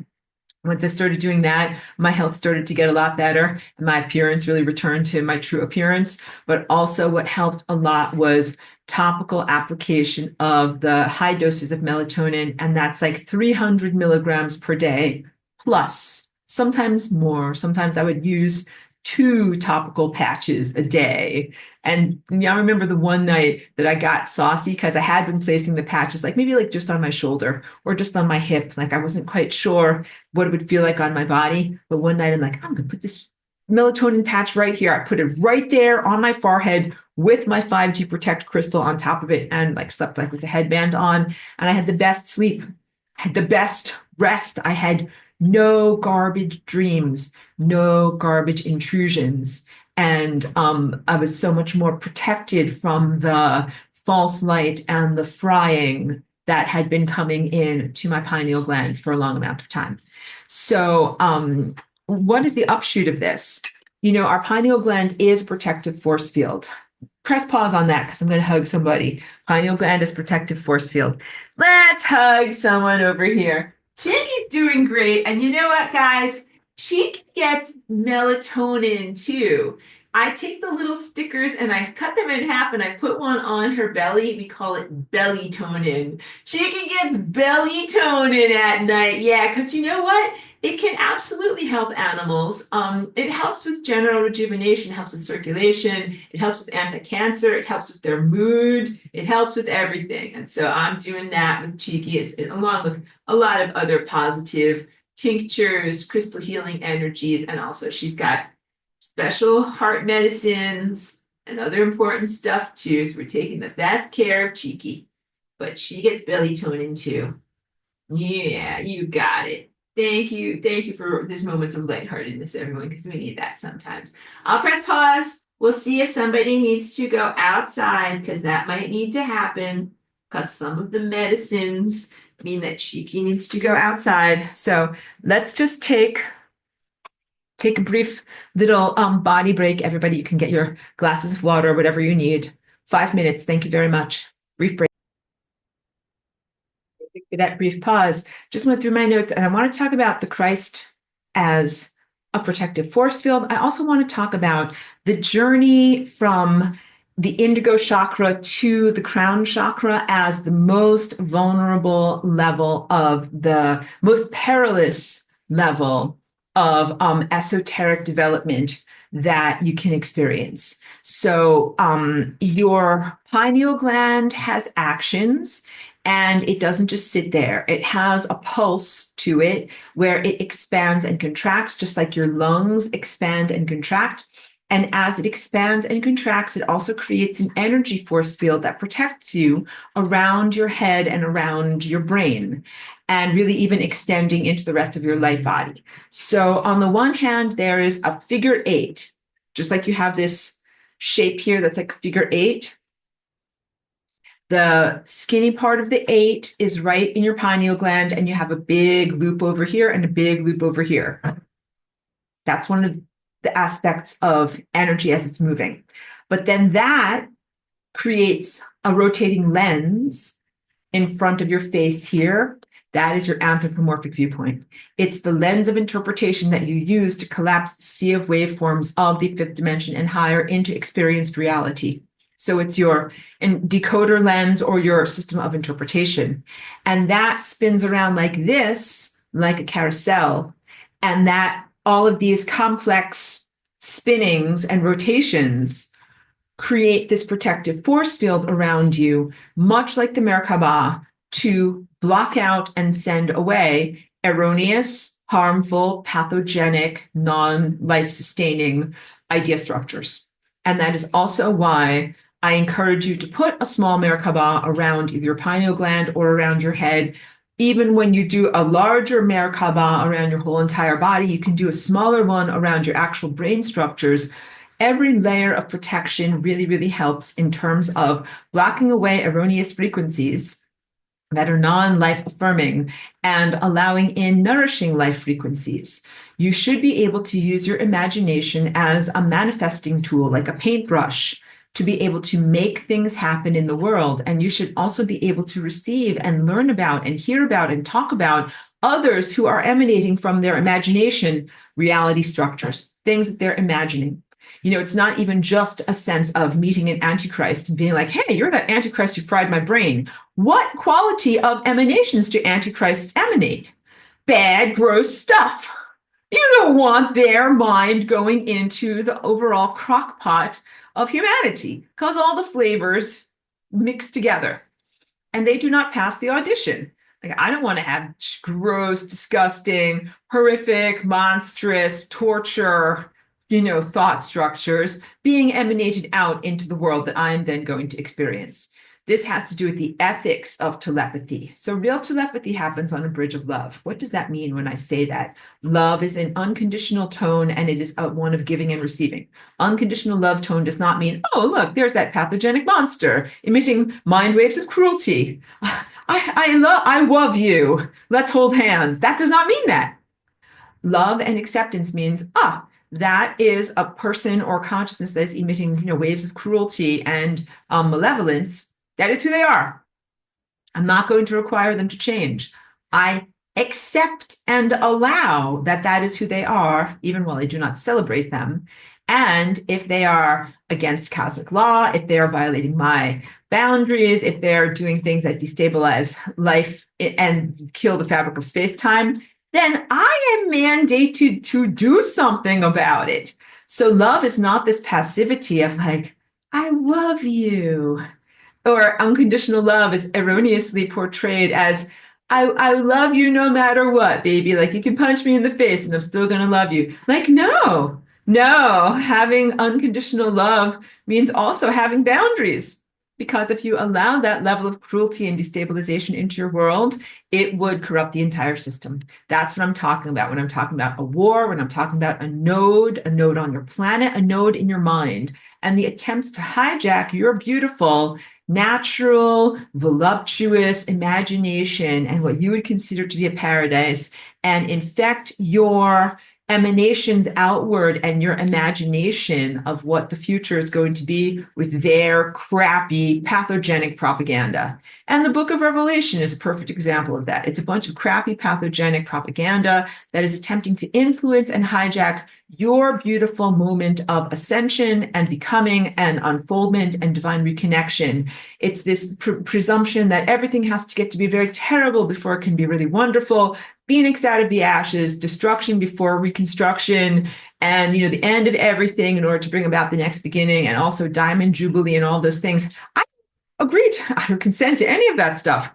I told you last week, not very far from Los Angeles, where there are these really destructive fires that are happening there. First of all, I will just always tell you the truth.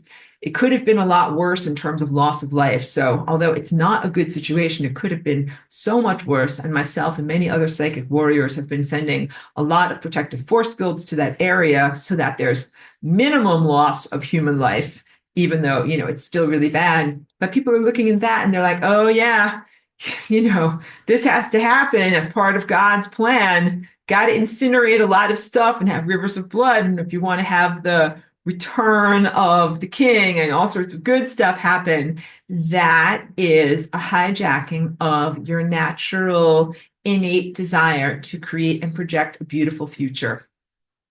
It makes the expectation that you have to have destruction before you can have healing or construction, and even maybe a total devastation before you're allowed to rebuild and make something better. And I do not agree with that, and I do not consent with that. I've told you many, many times my approach is one of renovation, not demolition. If you have a house and you don't like an area of your house, you don't have to demolish the entire house to the foundation and then laboriously rebuild the entire thing, over the course of like 5 or 10 years. And meanwhile, live in a tent because you don't have a house. That would be society. If you're like, yeah, we don't like some aspects of society, I agree. Some of this stuff here in society is not good and non-optimum, but the best way to change it is not to destroy society down to the foundations and then literally have to live in a tent for 10 years while you create new infrastructure and figure out, how to have power resources like electricity and figure out how to have finance and money and organized thought structures and libraries. Like, that would be a very, very bad world. That's demolition. Instead, you can have reno, where you renovate. And when you renovate your house, that means you can still occupy your house even while you're fixing things up. Like, let's say you're like, yeah, I don't like the flooring in the kitchen. It's whatever, linoleum from 1972, and it looks really old and yucky. Let's fix the kitchen. So what you do is you put the plastic wrap across the kitchen. You're going to get a lot of dust and everything in there. Can't cook and use the kitchen for a little bit. That's fine. You can still live in the rest of the house. Kitchen is off limits. You will be ordering in or eating out, but at least you can use the rest of the house. And then when you complete that project, then you're able to do the next part. Maybe the roof leaks and you're like, okay, we're going to have to replace the roof, but you can still live in the house, even while you've got some construction going on up there, or whatever it is that is going on, unless you have a crack in the foundation. And then you pretty much, have to destroy the entire house to fix things up. Renovate human society. You have problems in your economy, you have problems in your food supply, you have problems in your medical care model, and also you have huge problems in your insurance industry. You have problems in your concept of government and the way that government is being, perpetrated upon human beings. You have problems in your levels of corporate infrastructure and in technology, but it doesn't mean that you have to simply get rid of everything all at once and then have nothing. I'm not advocating for that because I think that would lead to a lot of suffering and a lot of loss of life. And instead, I think it's important to do this in a much more like supportive and kind and celebratory way so that you end up having everything that you need and not living in a way that is, whatever, bereft or a very minimal existence. And what you're supposed to be doing in this time of planetary ascension is getting the opportunity to explore your superpowers. The very superpowers that they like to shoot out of your brain, like ducks in the shooting gallery at the fair. That's what you're supposed to be able to be exploring. Yeah, and when you can explore that, and we've talked about this in this semester even, some stories about the ability to manifesting tiny screws. You're like, I manifested tiny screws with my mind. It's pretty amazing. And people talked about manifesting cups of coffee with their mind, pounds of coffee. One lady manifested an entire wheelbarrow. These seem like mundane objects, but they are supramundane, and they give us an intellectual integument and something to base our belief upon that is not mere fantasy. I'm like, I think that's maybe the most valuable tiny screw in existence because it reminded me or gave me evidence of what my mind can do. And same thing with that wheelbarrow or those cups of coffee. Like these are incredibly valuable magical talismans that we received in order to give us a spark and help us to remember what we can do with our minds. In a telepathic, empowered society, we can make matter with our minds. This moves beyond any kind of limitation of the materialism of the five senses realm. I talked to you also very openly in this class about what is 0 point energy and how it is not something that is going to come to people who have a commodification mindset, because people who have a commodification mindset are thinking there's a limited number of blah, blah, blahs, and I want to take my blah, blah, blahs and sell them for $1 each, and then I'll get money. And that is not what we do with the energy that is received from quote unquote 0 point sources. Free energy, because anytime something is free, people are like, that's the best word ever, free, and then I'll sell it. I'll get something for free and then I'll sell it and it'll be pure profit. That is not what we are here to do. We are not here to get access to, through divine intelligence and telepathic connection, get access to a sea of pure energy, and then be like, hooray, I'm rich. I can sell infinite energy for an infinite amount of money. Like, we are not here to do that. We are not here to commodify that. So not only do we need to sanitize our telepathic or burgeoning telepathic world of cruelty and pathogenic, whatever, horror novels, but also of commodification, that whole model of selling stuff. And it's deeply ingrained. As a brief comedic or humorous aside, years ago when I lived in Woodstock, some of my neighbors were like some young kids, under 10 years old. Almost everybody knows about having garage sales or having a lemonade stand or whatever it was. And the kids just had been very indoctrinated in that. And one day we saw them selling their comic books outside, and it was like 25 cents a comic or something like that. And I didn't think it was cute. And we were kind of talking to the kids about it. We were like, you guys have everything you need. Like, why are you doing this? And aren't these comic books something that you value? And don't you want to keep them? And they're like, no, we want to sell things. We want money. And then we were kind of like, well, what do you want to do with the money? They're like, we want to buy comic books. I know. So it was not rational, very emotional. And because they had already been indoctrinated at a very young age, that this level of business and busyness and commerce and buying and selling and entrepreneurship is somehow good, but it really is just a lot of running on the hamster wheel. It's just a lot of treading water or running in place, and resources taken from one, given to another. So seemingly something has happened. It's a sham economy. And I think many of you I feel like you are inwardly nodding like, yes, Aurora, we know this is a sham economy. And so a lot of entrepreneurship is sham. A lot of Job positions are sham where you just have it's a stuffed shirt. That's what they call it, where it's like you don't really do anything at this company other than sit there. You do sit there effectively, though. Here's your paycheck. Busyness and business and these things just being largely a sham. And boy, oh boy, that sham was supposed to be fully revealed and rectified in the worldwide health crisis known as the pandemic, as people no longer had to attend their sham jobs. They were non-essential personnel and you could stay home from your job. And like the world wasn't going to end because you're non-essential personnel. It's pretty much like saying, none of our jobs matter. Nothing that we're doing really matters, although a paycheck was received, time was spent, a paycheck was received, something happened. Um, this is all something that similarly has to change in a telepathic world. So, in a telepathic world, what is it like?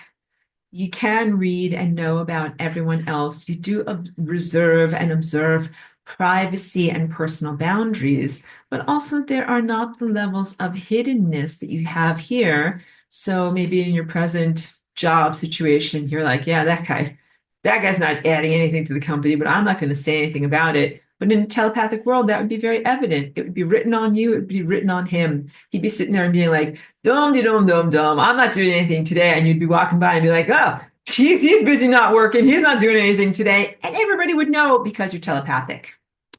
It's a very, very different level of authenticity, no social filter, and genuine sharing. And this should be done in a way that is revolutionary. If you're like, yeah, I don't want to waste my life sitting at a desk and not doing something important with my time, I would rather be home with my newborn child, seeing their first steps. Like, that's where we're at with these levels of authenticity. When you are truly telepathic and you can truly see and sense and hear the formerly exclusively inner realm or inner thoughts and feelings of another person, or if yourself is broadcasted, it is for revolutionary purposes. Like, not only will we know about evil deeds that people have done and things that people are trying to hide their corruptions or other things like that, but also people's deepest desires are evident. And maybe your deepest desire is to be more attentive to your family and waste less time in the world of being a stuffed shirt and false business and false commerce. And all of that is very acceptable. Yes, it would be very revolutionary to have this information available, even once the cruelty and pathogenic characteristics are sanitized from your world, then you just have people being people and the lack of social filter and the authenticity there. And it is hugely liberating and transformative when people think the truth and speak the truth. And that's why I told you these manifestation pathways come upward through the heart, but they come through your throat.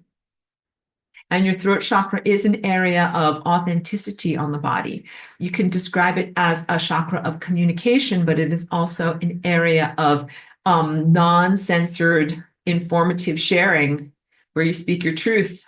And that is revolutionary when you do things like that and when you say things like that, that it is really the diminishment of voice and of self-expression that has allowed so much iniquity and ponderous corruption to get as bad as it has gotten in your world. And then as soon as you start to call it out and speak your truth and say the truth about things, then that is when things actually change. Like if you can imagine a restaurant where it's like, everybody eats there, but no one really likes the food and no one really says anything about it. And you've always had your own opinions. And then one day your mouth just starts saying your opinions. You're like eating food and you're like, yeah, this tastes terrible. Yeah, I really don't want to eat here. Yeah, what am I doing here? Why am I wasting my money here? Why am I doing this? And everyone around you is hearing you like, why are you saying those things? And it's like, that would be your world. That would be a lot of the accurate inner assessment of your world. Okay. Let's talk about ethics of mind-to-mind communication, because you're influencing other people's minds just by having your own thoughts and just by having your own feelings, and that's your prerogative. That's the I am presence. Taught you that last week. Your red chakra right here is your root chakra, and it is representative of not only your physical body, but also every physical edifice that you inhabit as a time inhabitant.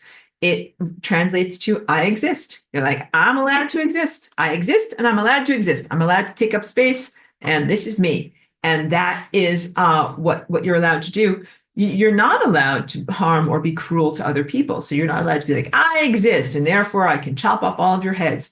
Like, no, you're actually not allowed to do that. So the I am presence is, of course, mitigated by all of these other layers of existence, all the way up to divine connection, where you're like, and all of this is me.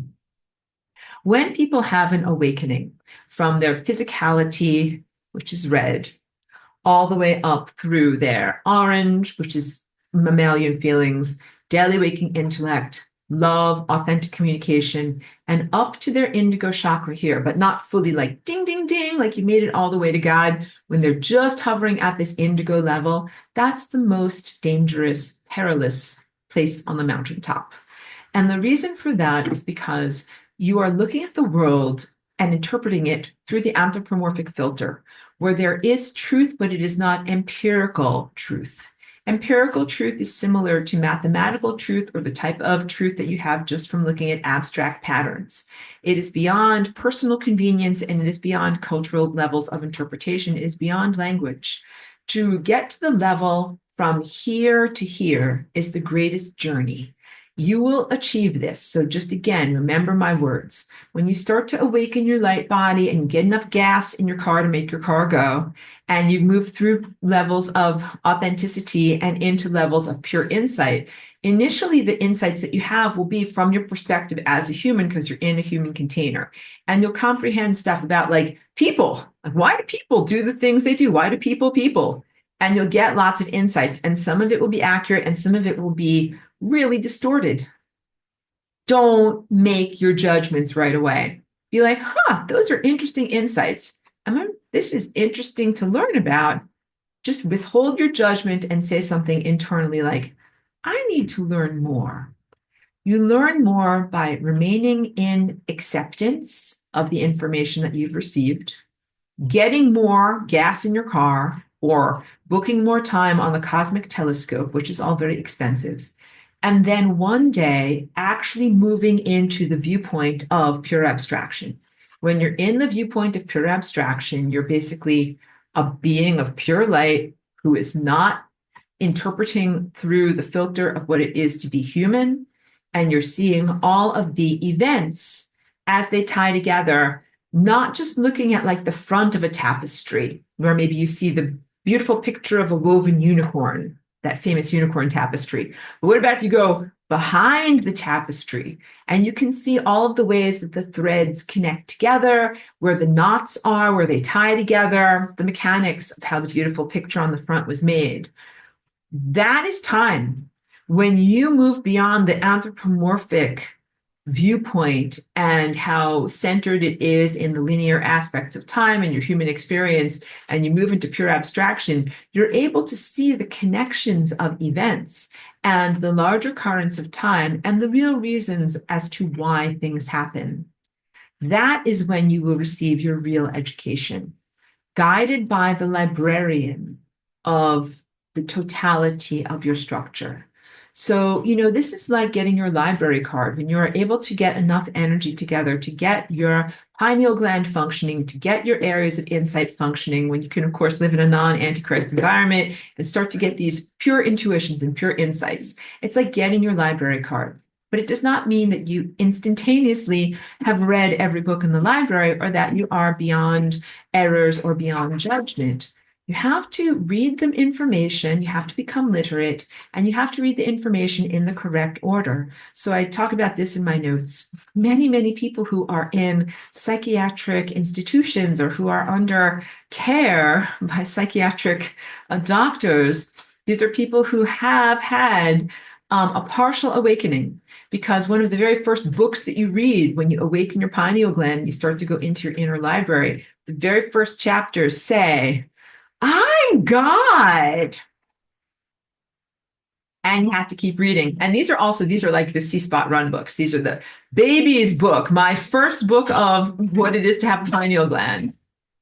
When you start to read those books, the very first page says, I am God. And if you just close the book, you're like, That's it. I'm getting out there. I am declaring it to the world. Then that is when there are problems and there are imbalances because you have to go to page 2 in C Spot Run that says, and so is everyone else, and everyone else is in a continued process of awakening and self-remembrance to the fact that they are God. And then as your reading comprehension levels increase, you read the more challenging books in the library that are about your responsibility of self and your own individual viewpoint in comparison to your responsibility to your community and to all life everywhere, and how you balance what you feel and what are your desires and what you think is truthful and correct with what is happening in larger currents. I'm distracted because GP is coughing. Wait, hold on. Are you okay over here? Yeah. Sometimes she gets overexcited and that's why she's coughing. She was humping her toy and getting way too overexcited. Sorry to be socially inappropriate, but I care about her a lot. So just had to comfort her a little bit. When you read at a greater level of reading comprehension and you start to comprehend about what is the definition of God? What is the definition of consciousness? How is space-time connected? How are all these singularity points connected? It is an incredibly complex viewpoint and very, very difficult to maintain. That's why I say you have to book time on the telescope. It's an exalted viewpoint that is difficult to expect for you to have when you're just going to the store and buying oranges. Be like that movie 2001: A Space Odyssey, dun dun, boom, boom, boom, boom, boom. Like you're like, gonna like get an orange from the stack of oranges at the produce section. It's like, dun dun, boom, boom, boom, boom, boom. Wow, the most profound thing in the world. Like, no, like you're buying oranges. It's difficult to maintain that level of total connection to the true nature of reality, even while you are managing and attending to your mundane details of your physical embodiment of life. That's why it is a special time, a special moment when you activate your pineal gland and when you are able to activate your crown chakra. It's usually in an exultant moment. It's in a visionary moment. One day we will have that experience all day long. But for now, I think that you should consider that to be like a very, very special and unique opportunity. And when you have access to those unique opportunities, you should use your time wisely. You should look through your intuition or through your eye of insight at the most critical things that you would like to attend to. If this is your tendril of attention and you're like, you know what? I want to know about whatever you want to know about. Maybe you want to know about like how to fix something. How do we fix the money system? I'm going to send out my tendril of attention to learn about money and learn about finance and learn about resources and learn about how to fix that. Or maybe it's an aspect of health. Like, I want to learn about how to fix whatever metabolism and glucose metabolism and digestion. You can send your tendril of attention to that concept and you can learn about that. But you shouldn't send your tendril of attention in these moments of profound potential on something that is very mundane and stupid. You shouldn't use it to play a video game, watch recreational television, even though when you're in that mind state, even if you watched a fictional story that was just recreational, you would read so much into it. You would comprehend everything. You would comprehend everything about the actors and the actresses. You would be like, that actress has an eating disorder. That actor has too much makeup on. Like, that guy's wearing a hairpiece. That guy feels insecure about his appearance.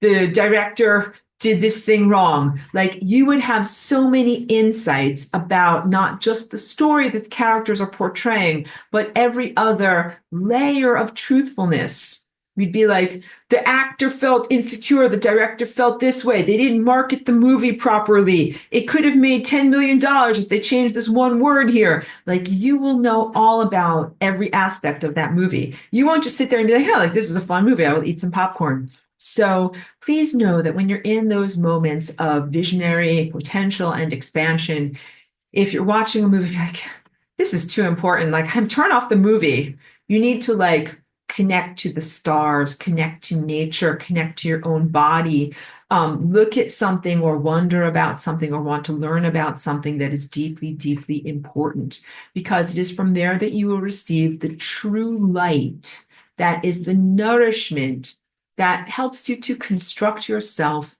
and helps you to construct a positive pathway into the future. That essentially what you're trying to do is to get food through here. You're like, no, Aurora, food comes in here. I'm like, no, everyone, food comes in here. Food comes into your mind through your pineal gland, just like optical light comes into your eyesight through your eyes. I don't advocate for people to take anything really other than cannabis because I think that it brings you to the lower astral, and the type of food that comes in here from those mental experiences is very distorted and low quality. I don't know if it's ever been better, but I think that right now the crop at the farmer's market is not that good. Like, don't eat these whatevers. They've got worms on them. They don't look that good. Really, the only substance that I think right now in our world is positive and that is helpful to your pineal gland, that will energize your pineal gland, is cannabis. And I think that you've heard me say this before. Please make sure that your cannabis is not genetically modified, not stuff that has been adulterated through chemicals. And I do not advocate for what they're calling Delta 8 and Delta 9, which are kind of like manipulated chemicals that are part of a subset of cannabis. You should have natural cannabis from people who grow it naturally. That is organic with no chemicals. And you should juice it like with lemon, apple, ginger, cannabis. That's my drink. That is so good. Or you can blend it up in a smoothie, like with papaya and coconut milk. That is also really delicious. And that is non-psychoactive. Or, of course, I have no problem with psychoactivity, but you should use that time when you book that time on the telescope very, very specially. And let's also talk about, I don't advocate for hallucinogenic drugs because they are an imbalance in awakening the pineal gland without caring for the rest of the foundational architecture that supports and sustains your pineal gland. So in order for you to have a fruit, you have to have roots, a stem, leaves, and a flower. Then you end up having the fruit. Having the visionary experience is like having the fruit. It is having sometimes, colors and wild experiences and thought structures and all these things, but it should be based upon a foundation of not only unconditional love on the esoteric realm, based on the foundation of physical health. This is why I don't advocate for any of these asceticisms that are really extreme that people have done to bring on visionary experiences over the years, including deep fasting. I don't advocate for that. If you fast for 24 hours, you will not hallucinate, but some people hallucinate over 40 days, and they do that in order to have inner visionary experiences, and you will have hallucinations. It's not healthy and it's not sustainable. In order to have real awakenings of your inner visionary experience, you need to be super healthy and an athlete on the physical level. And that means you need to get regular rest, regular nutrition, eat plenty of protein, have a super strong body. All right. Then the next thing, it's the antithesis of the rock and roll lifestyle. Emotion, your emotional levels. In order to have visionary experiences, you should have a healthy emotional repertoire. You should have healthy relationships. You shouldn't live like in a cabin and never talk to anyone. That would be starvation of your relationships. Nor should you be overstimulated the way that people do, like constantly going to the festival season or following the Grateful Dead or something like that, where they're like never spending time alone, always being with other people, never taking time to introspect. Like, you have to have a balance with your emotions of like caring about and attending to other people, and then sometimes taking time for yourself. All right. You have to be healthy in your mind and in your intellect. You have to be healthy whatever that equates to in terms of your mind. The ability to not only meditate and turn off your mind, but also what type of mind food do you eat? Do you eat a lot of garbage? Do you read a lot of Stephen King horror novels? Do you watch the very worst television shows that are about violence and, all these horrible things and fill your mind with propaganda from the New York Times? Don't do those things. That's not going to help your inner visionary experience. But then unconditional love, do you spend time just being in the moment, not grasping for the future or being tied down by the past? That is part of having a visionary experience. And authenticity, being able to have real communication and real authenticity in your life and advocate for yourself and set boundaries and say, this is what I like and this is what I don't like and this is who I am and this is who I'm not. All of that is the foundation for having a real visionary experience. And then when you have an awakening that includes both your pineal gland and your crown chakra, which is really your DNA. So we're talking about your pineal gland orchestrating these amazing reality structures with your DNA and the insights that come and the viewpoint that comes as a result of that. It's based upon or balanced upon the foundation of having a healthy life. You have a healthy life. So what's the rock and roll lifestyle? It's the antithesis of a healthy life. It means you don't have a garden. You're on a private plane flying around every place. You don't have positive relationships. You have like hangers on fans who, whatever, puff you up, and people who, want to get stuff from you, but not healthy, nourishing relationships. You're constantly being stimulated by other people. It's not a time when you meditate and find, inner peace and inner silence. It's not the ability to advocate and be authentic. You're like, nope, you're on a schedule. Okay, chomp your cigar. Like, time for you to sing, kid. You're on a schedule. You can't have feelings or any of those other things. And also, what do the rock and roll lifestyle people do? Take a lot of drugs and not eat a lot of healthy food, starving the body of healthy food, and instead drugs and alcohol and tobacco, cigarettes. None of that brings on a genuine experience of Christ. What that is like, imagine if you had a tomato plant that had like no roots, one skinny, spindly little stem, maybe one or two leaves, and then a tomato. And the tomato is so heavy that it's totally pulling everything else over because it doesn't have the infrastructure to hold that up. That is not a healthy plant. All right.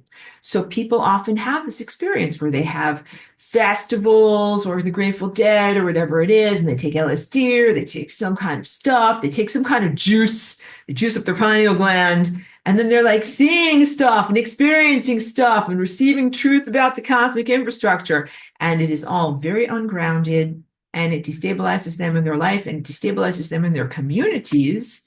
And it does not help to propel them towards greatness. And that is not what we want. So that is not the way to do this.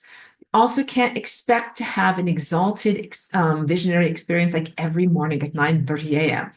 Doesn't happen that way. And it's not scheduled and it's not something that's reproducible. So also, no, you can't expect your pineal gland to be always awake and always reliable. And also, here's another big one, because, these crapheads that work for the lettered agencies, they're so grotesquely diminished. Like, they don't even really have a divine connection. They don't really even see anything. For them to lose their natural pineal gland and just have a bunch of fake malware in its place is not a very great loss, because their pineal gland was atrophied and tiny and small, and they had almost no divine connection, right? But to them, it's like, getting more, not getting less, because they really had very little to work with. But they love to be able to get people who are real psychics work for them. People who do have some amount of divine connection and true love and true artistry, and be like, yeah, we want you to remote view and tell us what's going on in Russia. Or look into the Chinese guy over here and tell us what he's doing, or do this or that. And you're not supposed to do that. Why? Because you're going to give information. There's nothing on the level of the mundane nation state, because that is being a prostitute with this sacred gift. It's not just that you're working for someone who's inherently evil or an organization that is inherently evil and power abusing. It's the sense of selling access to that which is sacred. You're not supposed to do that. You're supposed to be guided by your own sacred, divine connection that says, look over here, learn about this. Like, turn off your stupid movie, first of all. Look over here and learn about this. Then look over here and learn about this. Then reach out with your mind and learn about this, touch on this and learn about this. That's what the librarian does. The librarian curates your information access for you so that it creates a positive curriculum, just like what I do in this class. And you receive at your reading level, and it brings you on a sensible journey that brings you towards truth. Instead of like, if you read things out of order, then you will draw all the wrong conclusions about what you should be doing and what is truthful in the world. So you are guided like when you eat food, imagine having a personal chef that is like, first you will eat this food, then you will eat this food, then have a bite of this, and then have a bite of this. And that's the optimum nutrition for your body to be a super athlete. You're given the mind food that are exactly the right concepts and exactly the right order to be able to fully sustain you on your journey of spiritual attainment so that you can run and complete this spiritual marathon. Okay. When you sell access to your inner vision, someone comes along and maybe they're a lettered agency and they say, we want you to remote view for us. Tell us what's going on over here. You're not getting the nutrients that you need. You're getting paid, chomp a cigar. Hey, kid, get a job, sell your valuable treasures here to be able to put some food on the table. That's not very good. You're getting money, but you are sacrificing yourself or your personal integrity. Also, the information that you're receiving is not for that guy. If that CIA guy wanted to have information, he should go through the levels of self-attainment and then get his third eye functional and then get that information. Like you want to remote view, like learn how to remote view and go out there and see it and do it yourself. And believe me, they would try, but I told you that they don't have the heart connection to really do this with their natural abilities and their natural apparatuses. That is literally why those agents created and embrace this stuff. Those towers didn't just emit themselves, and those satellites didn't just emit themselves.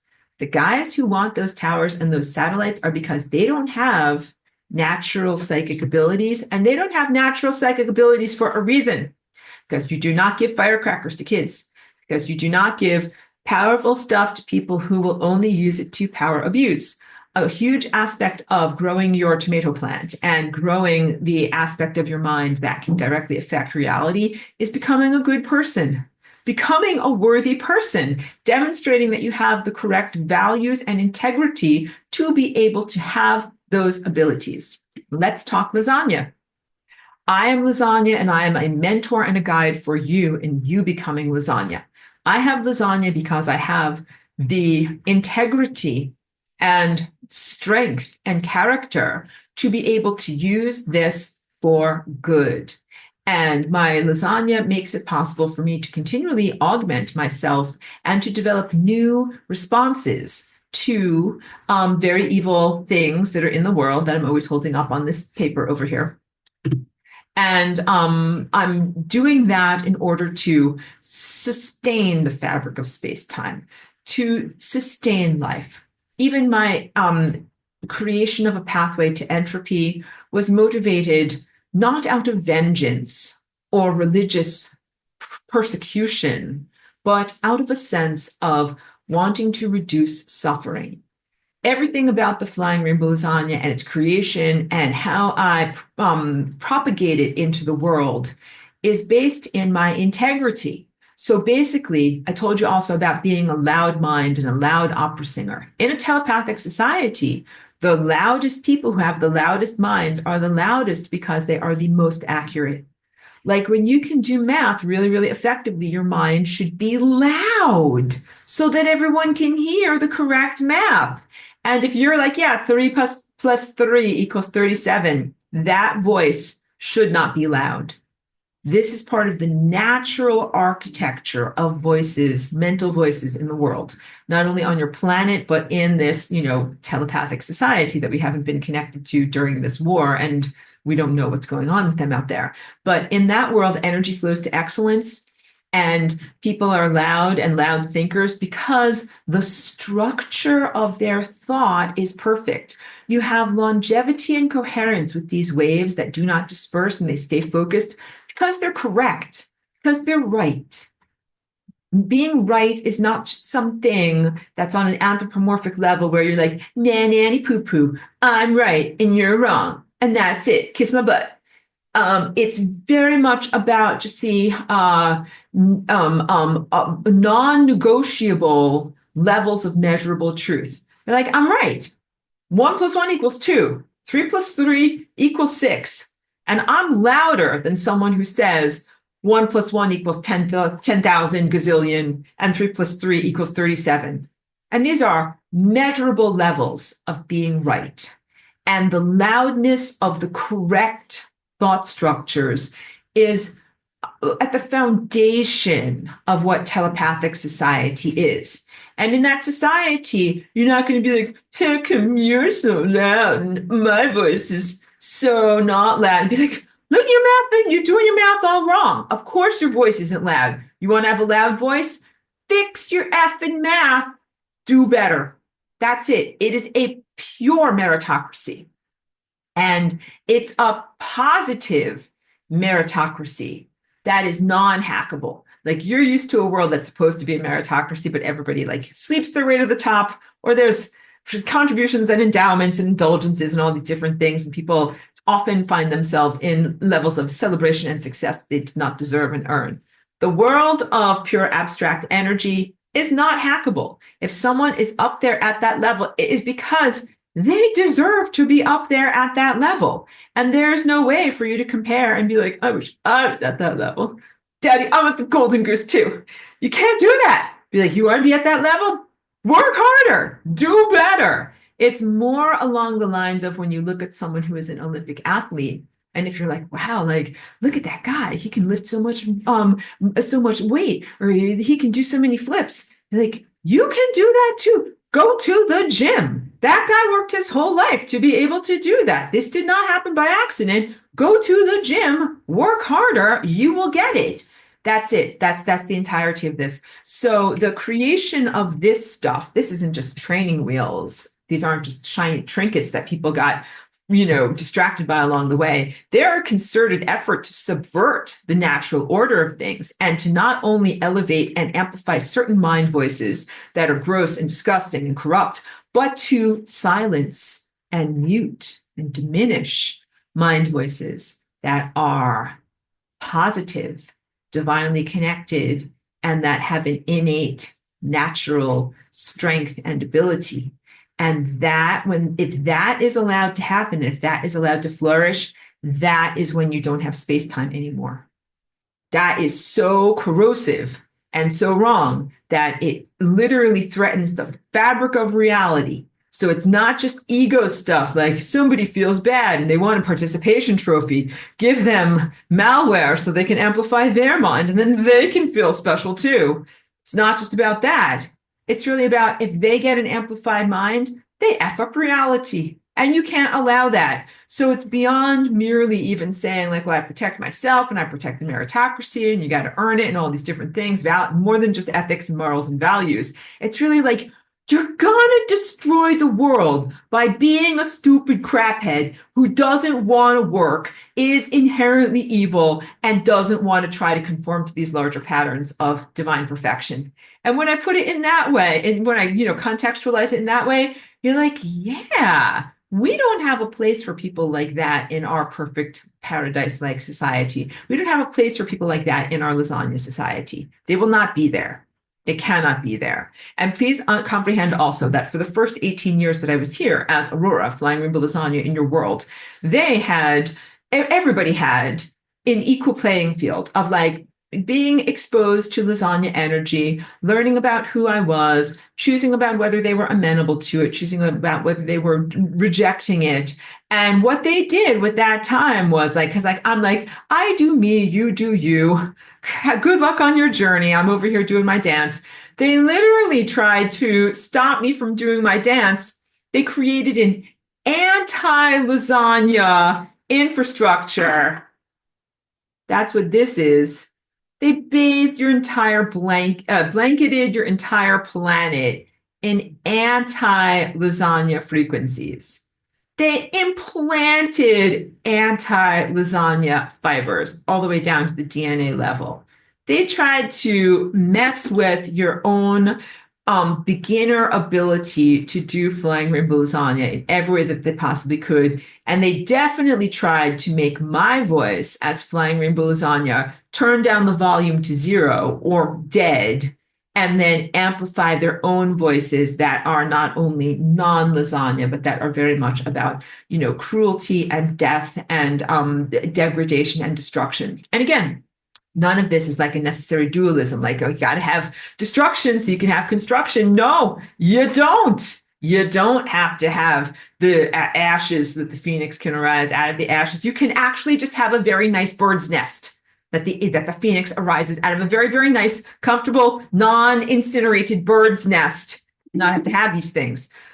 Good. I hope you're laughing. Let's go to some questions and comments. If there are questions and comments, we have about 10 more minutes left. So no questions and comments, but if you have anything that you'd like to say or add or anything for me to respond to, now is a great time for you to write about that. So let me go through and make sure that I got the most important aspect, the relationship between your brow and your crown chakra. So humanity has been for the past 2,000 years elevating and evolving and going from this level of anthropomorphic viewpoint to this level of pure abstraction. And the whole story of Jesus, the teacher, and Jesus Christ, and the man who lived 2,000 years ago is a part of that journey. But I think that the healthiest thing you could do right now is release attachments to that story. It doesn't mean that you won't celebrate or feel gratitude to that individual and the person who is here. It means that that story has no longer, you have grown out of it. It is no longer something that is a comfortable garment for you to wear, and you have to expand beyond the limitations of the description of Christhood and Christ experience through what it is to be a human. And you have to move beyond that and begin to embrace and be open to the definition of Christhood as what is it to be pure consciousness and what is it to be an abstraction.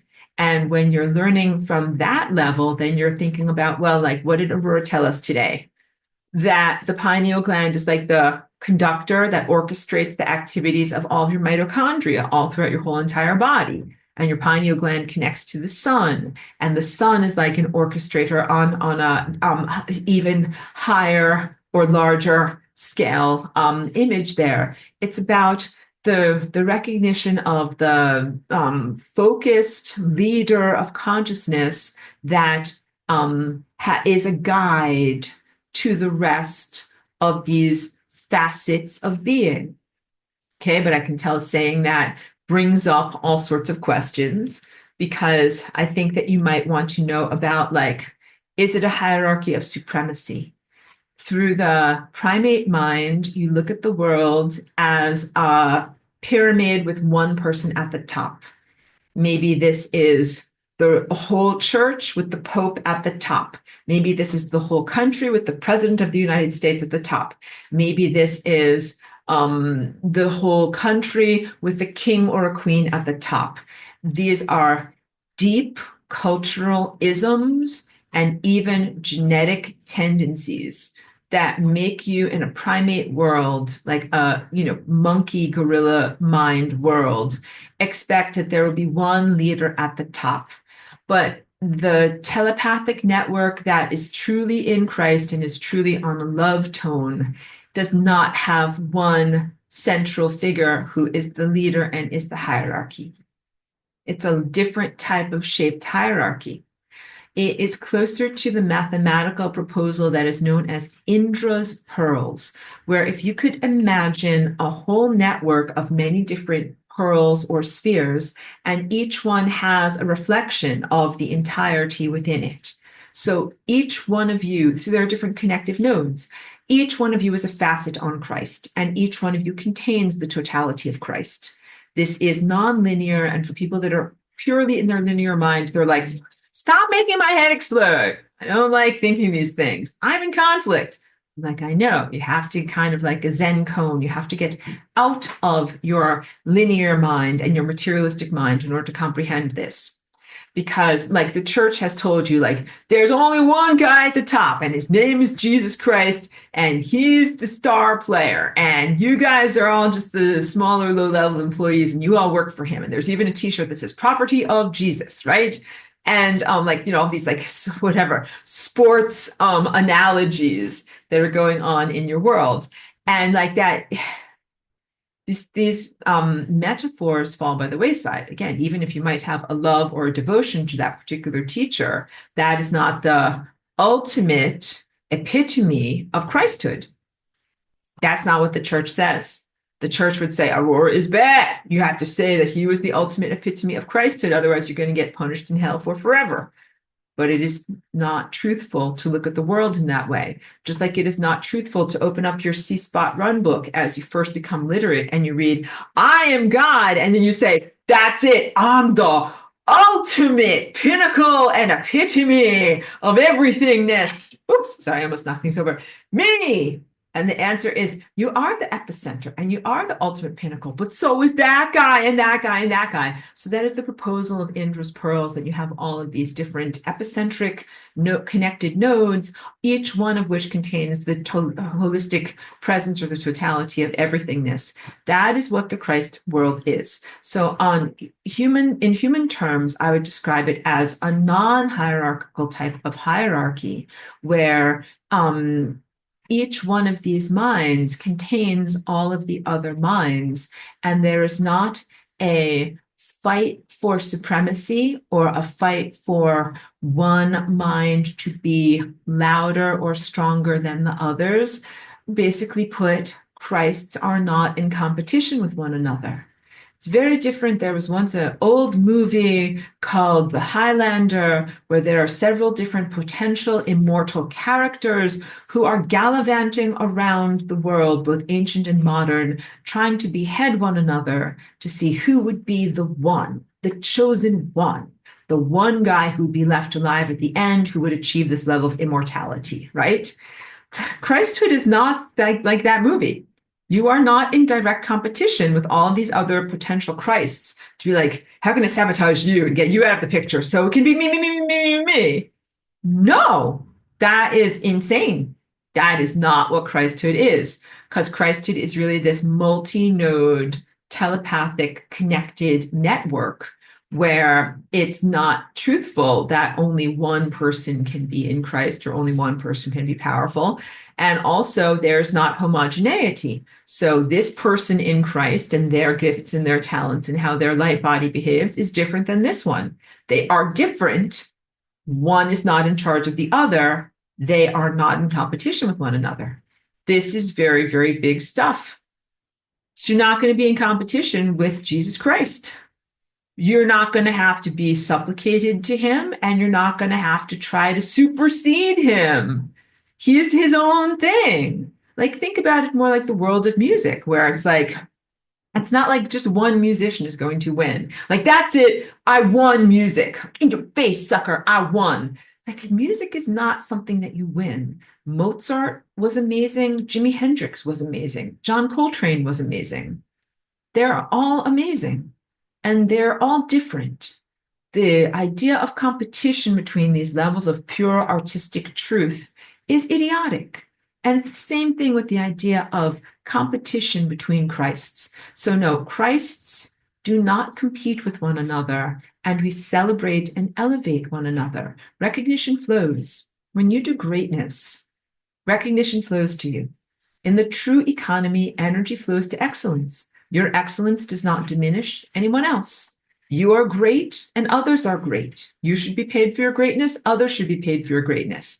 In traditional economy, people are like, well, if that guy's busy being paid for his greatness, then I'm not. I got to bring him down so that I get paid for my greatness. I'm like, no, there's an infinite amount of energy, and that guy gets paid for his greatness, and you get paid for your greatness too. Here we have to hug Tiki. Like artists are often in competition with one another because they're like, well, there's only a limited number of art galleries, and if your painting is on the art gallery wall, then my painting isn't on the art gallery wall. And then I'm mad and angry and sad about you because you have something that I don't have. And I wish that I could have it instead. And then that's envy and competition. And this is also like what I talk about, the projections of Charles Darwin and his own insecurities and his own cultural heritage onto the pristine system known as nature, that's in error. So in the world of art, it's like, no, you don't win art because you got on the wall of a particular gallery. And what if you had a golden record because you sold a certain number of records? You don't win music because you got a golden record. Like those are not accurate proposals. All of that stuff is on the level of anthropocentrism. Real winning, I'm just collecting my words there, you could tell for a moment. Real winning or true success in the level of Christhood has to do with bringing in an incredibly pure signal and an incontrovertible, non-negotiable amount of empirical truth. When you embody that truth, the world changes. There is not a way to quantify and say, nanny poo poo, like, I embody this much truth and I changed the world this much percent and I'm better than you for that reason. Like, that is idiotic. You're like, I embodied empirical truth and it changed the world and the world got better. Awesome job. And Cheeky's like, well, guess what, guys? I also embodied empirical truth, changed the world, and it got better. High five. Cheeky and I are not in competition with one another. We're not like the Highlanders. We're not trying to chop off each other's head. Far from it. We collaborate together. We have a reverberative energy field that is called love, where I'm like, hey, good job bringing in that empirical truth and uplifting our community, because Cheeky does that a lot, believe me. And Cheeky looks at me and she's like, hey, good job bringing in your own levels of empirical information and uplifting your community in the way that you do. And think about all of you that I'm connected to in this class. I celebrate the ways that you've been able to bring in levels of empirical truth and to improve your community and improve the world that we're in. We don't have to have a battle royale and a fight and a duel for supremacy to see who will be the one at the end with the giant sword who will remain eternal. No, of course not. We are all eternal, except for that which does not exist and that which is not eternal.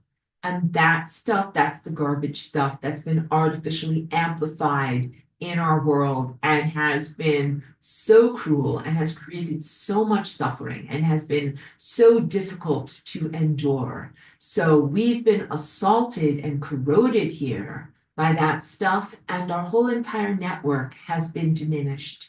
And please know, I really hope that the network does exist, although I've had to create an enormous amount of inner strength to act without the network. It's like when you're used to being part of a band and then you're like, there's no one else. Like, and this is a one-man band at this point. Like, I've had to learn how to be a one-man band and not be connected to my whole entire, family of pure light. And that is very, very difficult. It's not easy to just play as one instrument when you're used to playing in a whole entire band. I would hope that they're still out there, that we can reconnect, but I do not know. And that's my truthful, non-sugar-coated honesty here. I don't know if they fell, if they got eradicated, why they haven't helped, where they went, what is going on with them. I don't know. And I kind of can't focus on it. I am too focused on this here now, my life experience, and what I can do within my particular area of empowerment. So my best, oops, let me stand up. I'm sitting on my dress there. My best message to you and to each one of you is that it's essential to take levels of responsibility and embodiment of Christ as much as you can without expecting connection or assistance or facilitation from a larger network somewhere else, because I don't know the state of that larger network. That's just honest. And we'll have to see. We'll have to see how things work out. So wait, now you're so welcome. Joyce says, thank you, Professor. You are loved, appreciated, and adored. Hugs to Cheeky too. Thank you very much, Joyce. Thank you for your love and for your friendship and for being here. Charlie B says, brilliant insights. We know that this world is degenerating and runs on criminal fraud and is not a meritocracy. Thank you. Thank you for that. So glad to hear a rectification where the loudest voices are math correct. This is what we're moving towards. Now, the CEOs and governments, and executives and government leaders are literal idiots, snorkel, snorkel, and are constantly wrong. And we all know it. Probably can't get more non-divine than that, totally. So thank you, Aurora, for being a loud voice of sanity and correct math. You're very, very welcome. And it is literally my pleasure and my job joy to do so. And I am here helping to construct and renovate this world into a world where the business leaders, the thought leaders, and the richest people are the people who have their SHIT together. The most advanced, the most spiritually advanced, the most wise, the most elevated people are the people that have the most power, the most resources, and the most influence. You know, in the world that you're in right now, it's the opposite. That really your best people, your best players on your team are the ones that are sitting on the bench. Most of the best players on the team are working at very humble jobs or careers, have minimal resources, where you guys mostly do not have $286 million or $26 million houses on the Malibu coastline. Mostly you're not centered in media, meaning like not on a billboard, not selling gold records, not plastered on magazine covers, and mostly your thought structures and your value systems and the very sensible contributions that you make are appreciated by smaller communities that are around you, not by the entire world.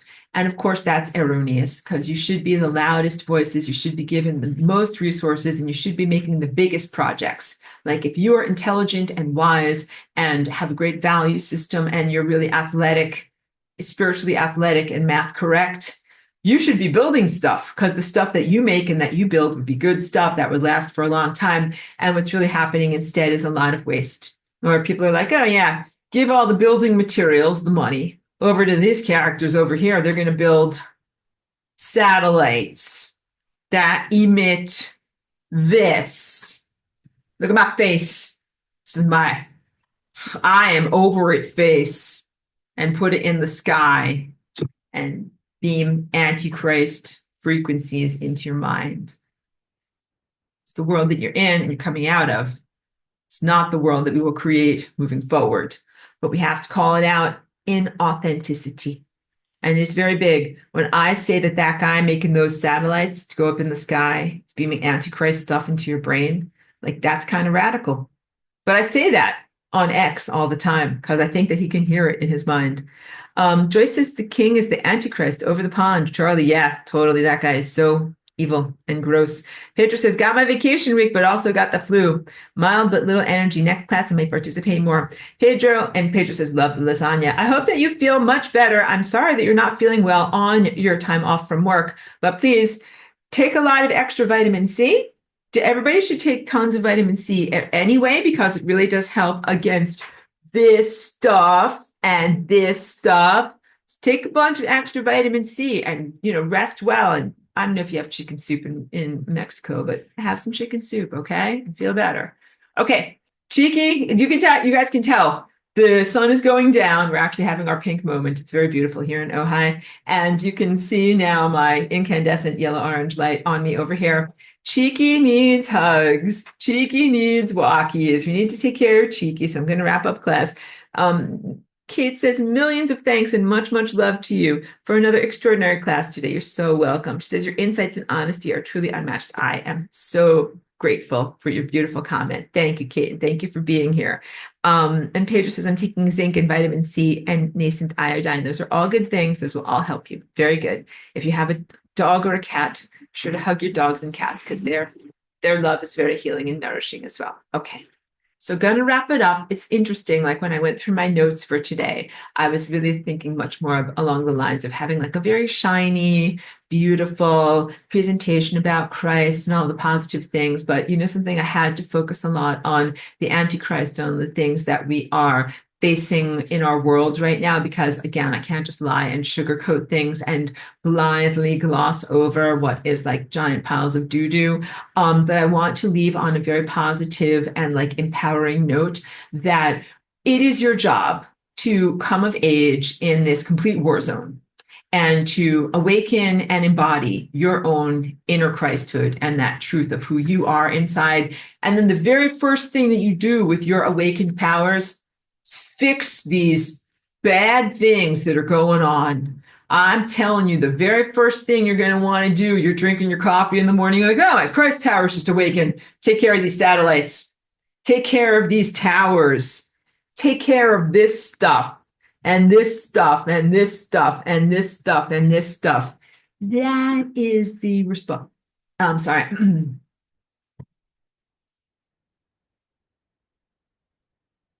That you can tell my voice is tired. That is the most sensible response. Like the first thing you're going to do is awakening your Christhood. Maybe it might not necessarily be like painting a beautiful blah, blah, blah, because you're in a war zone getting pooped on.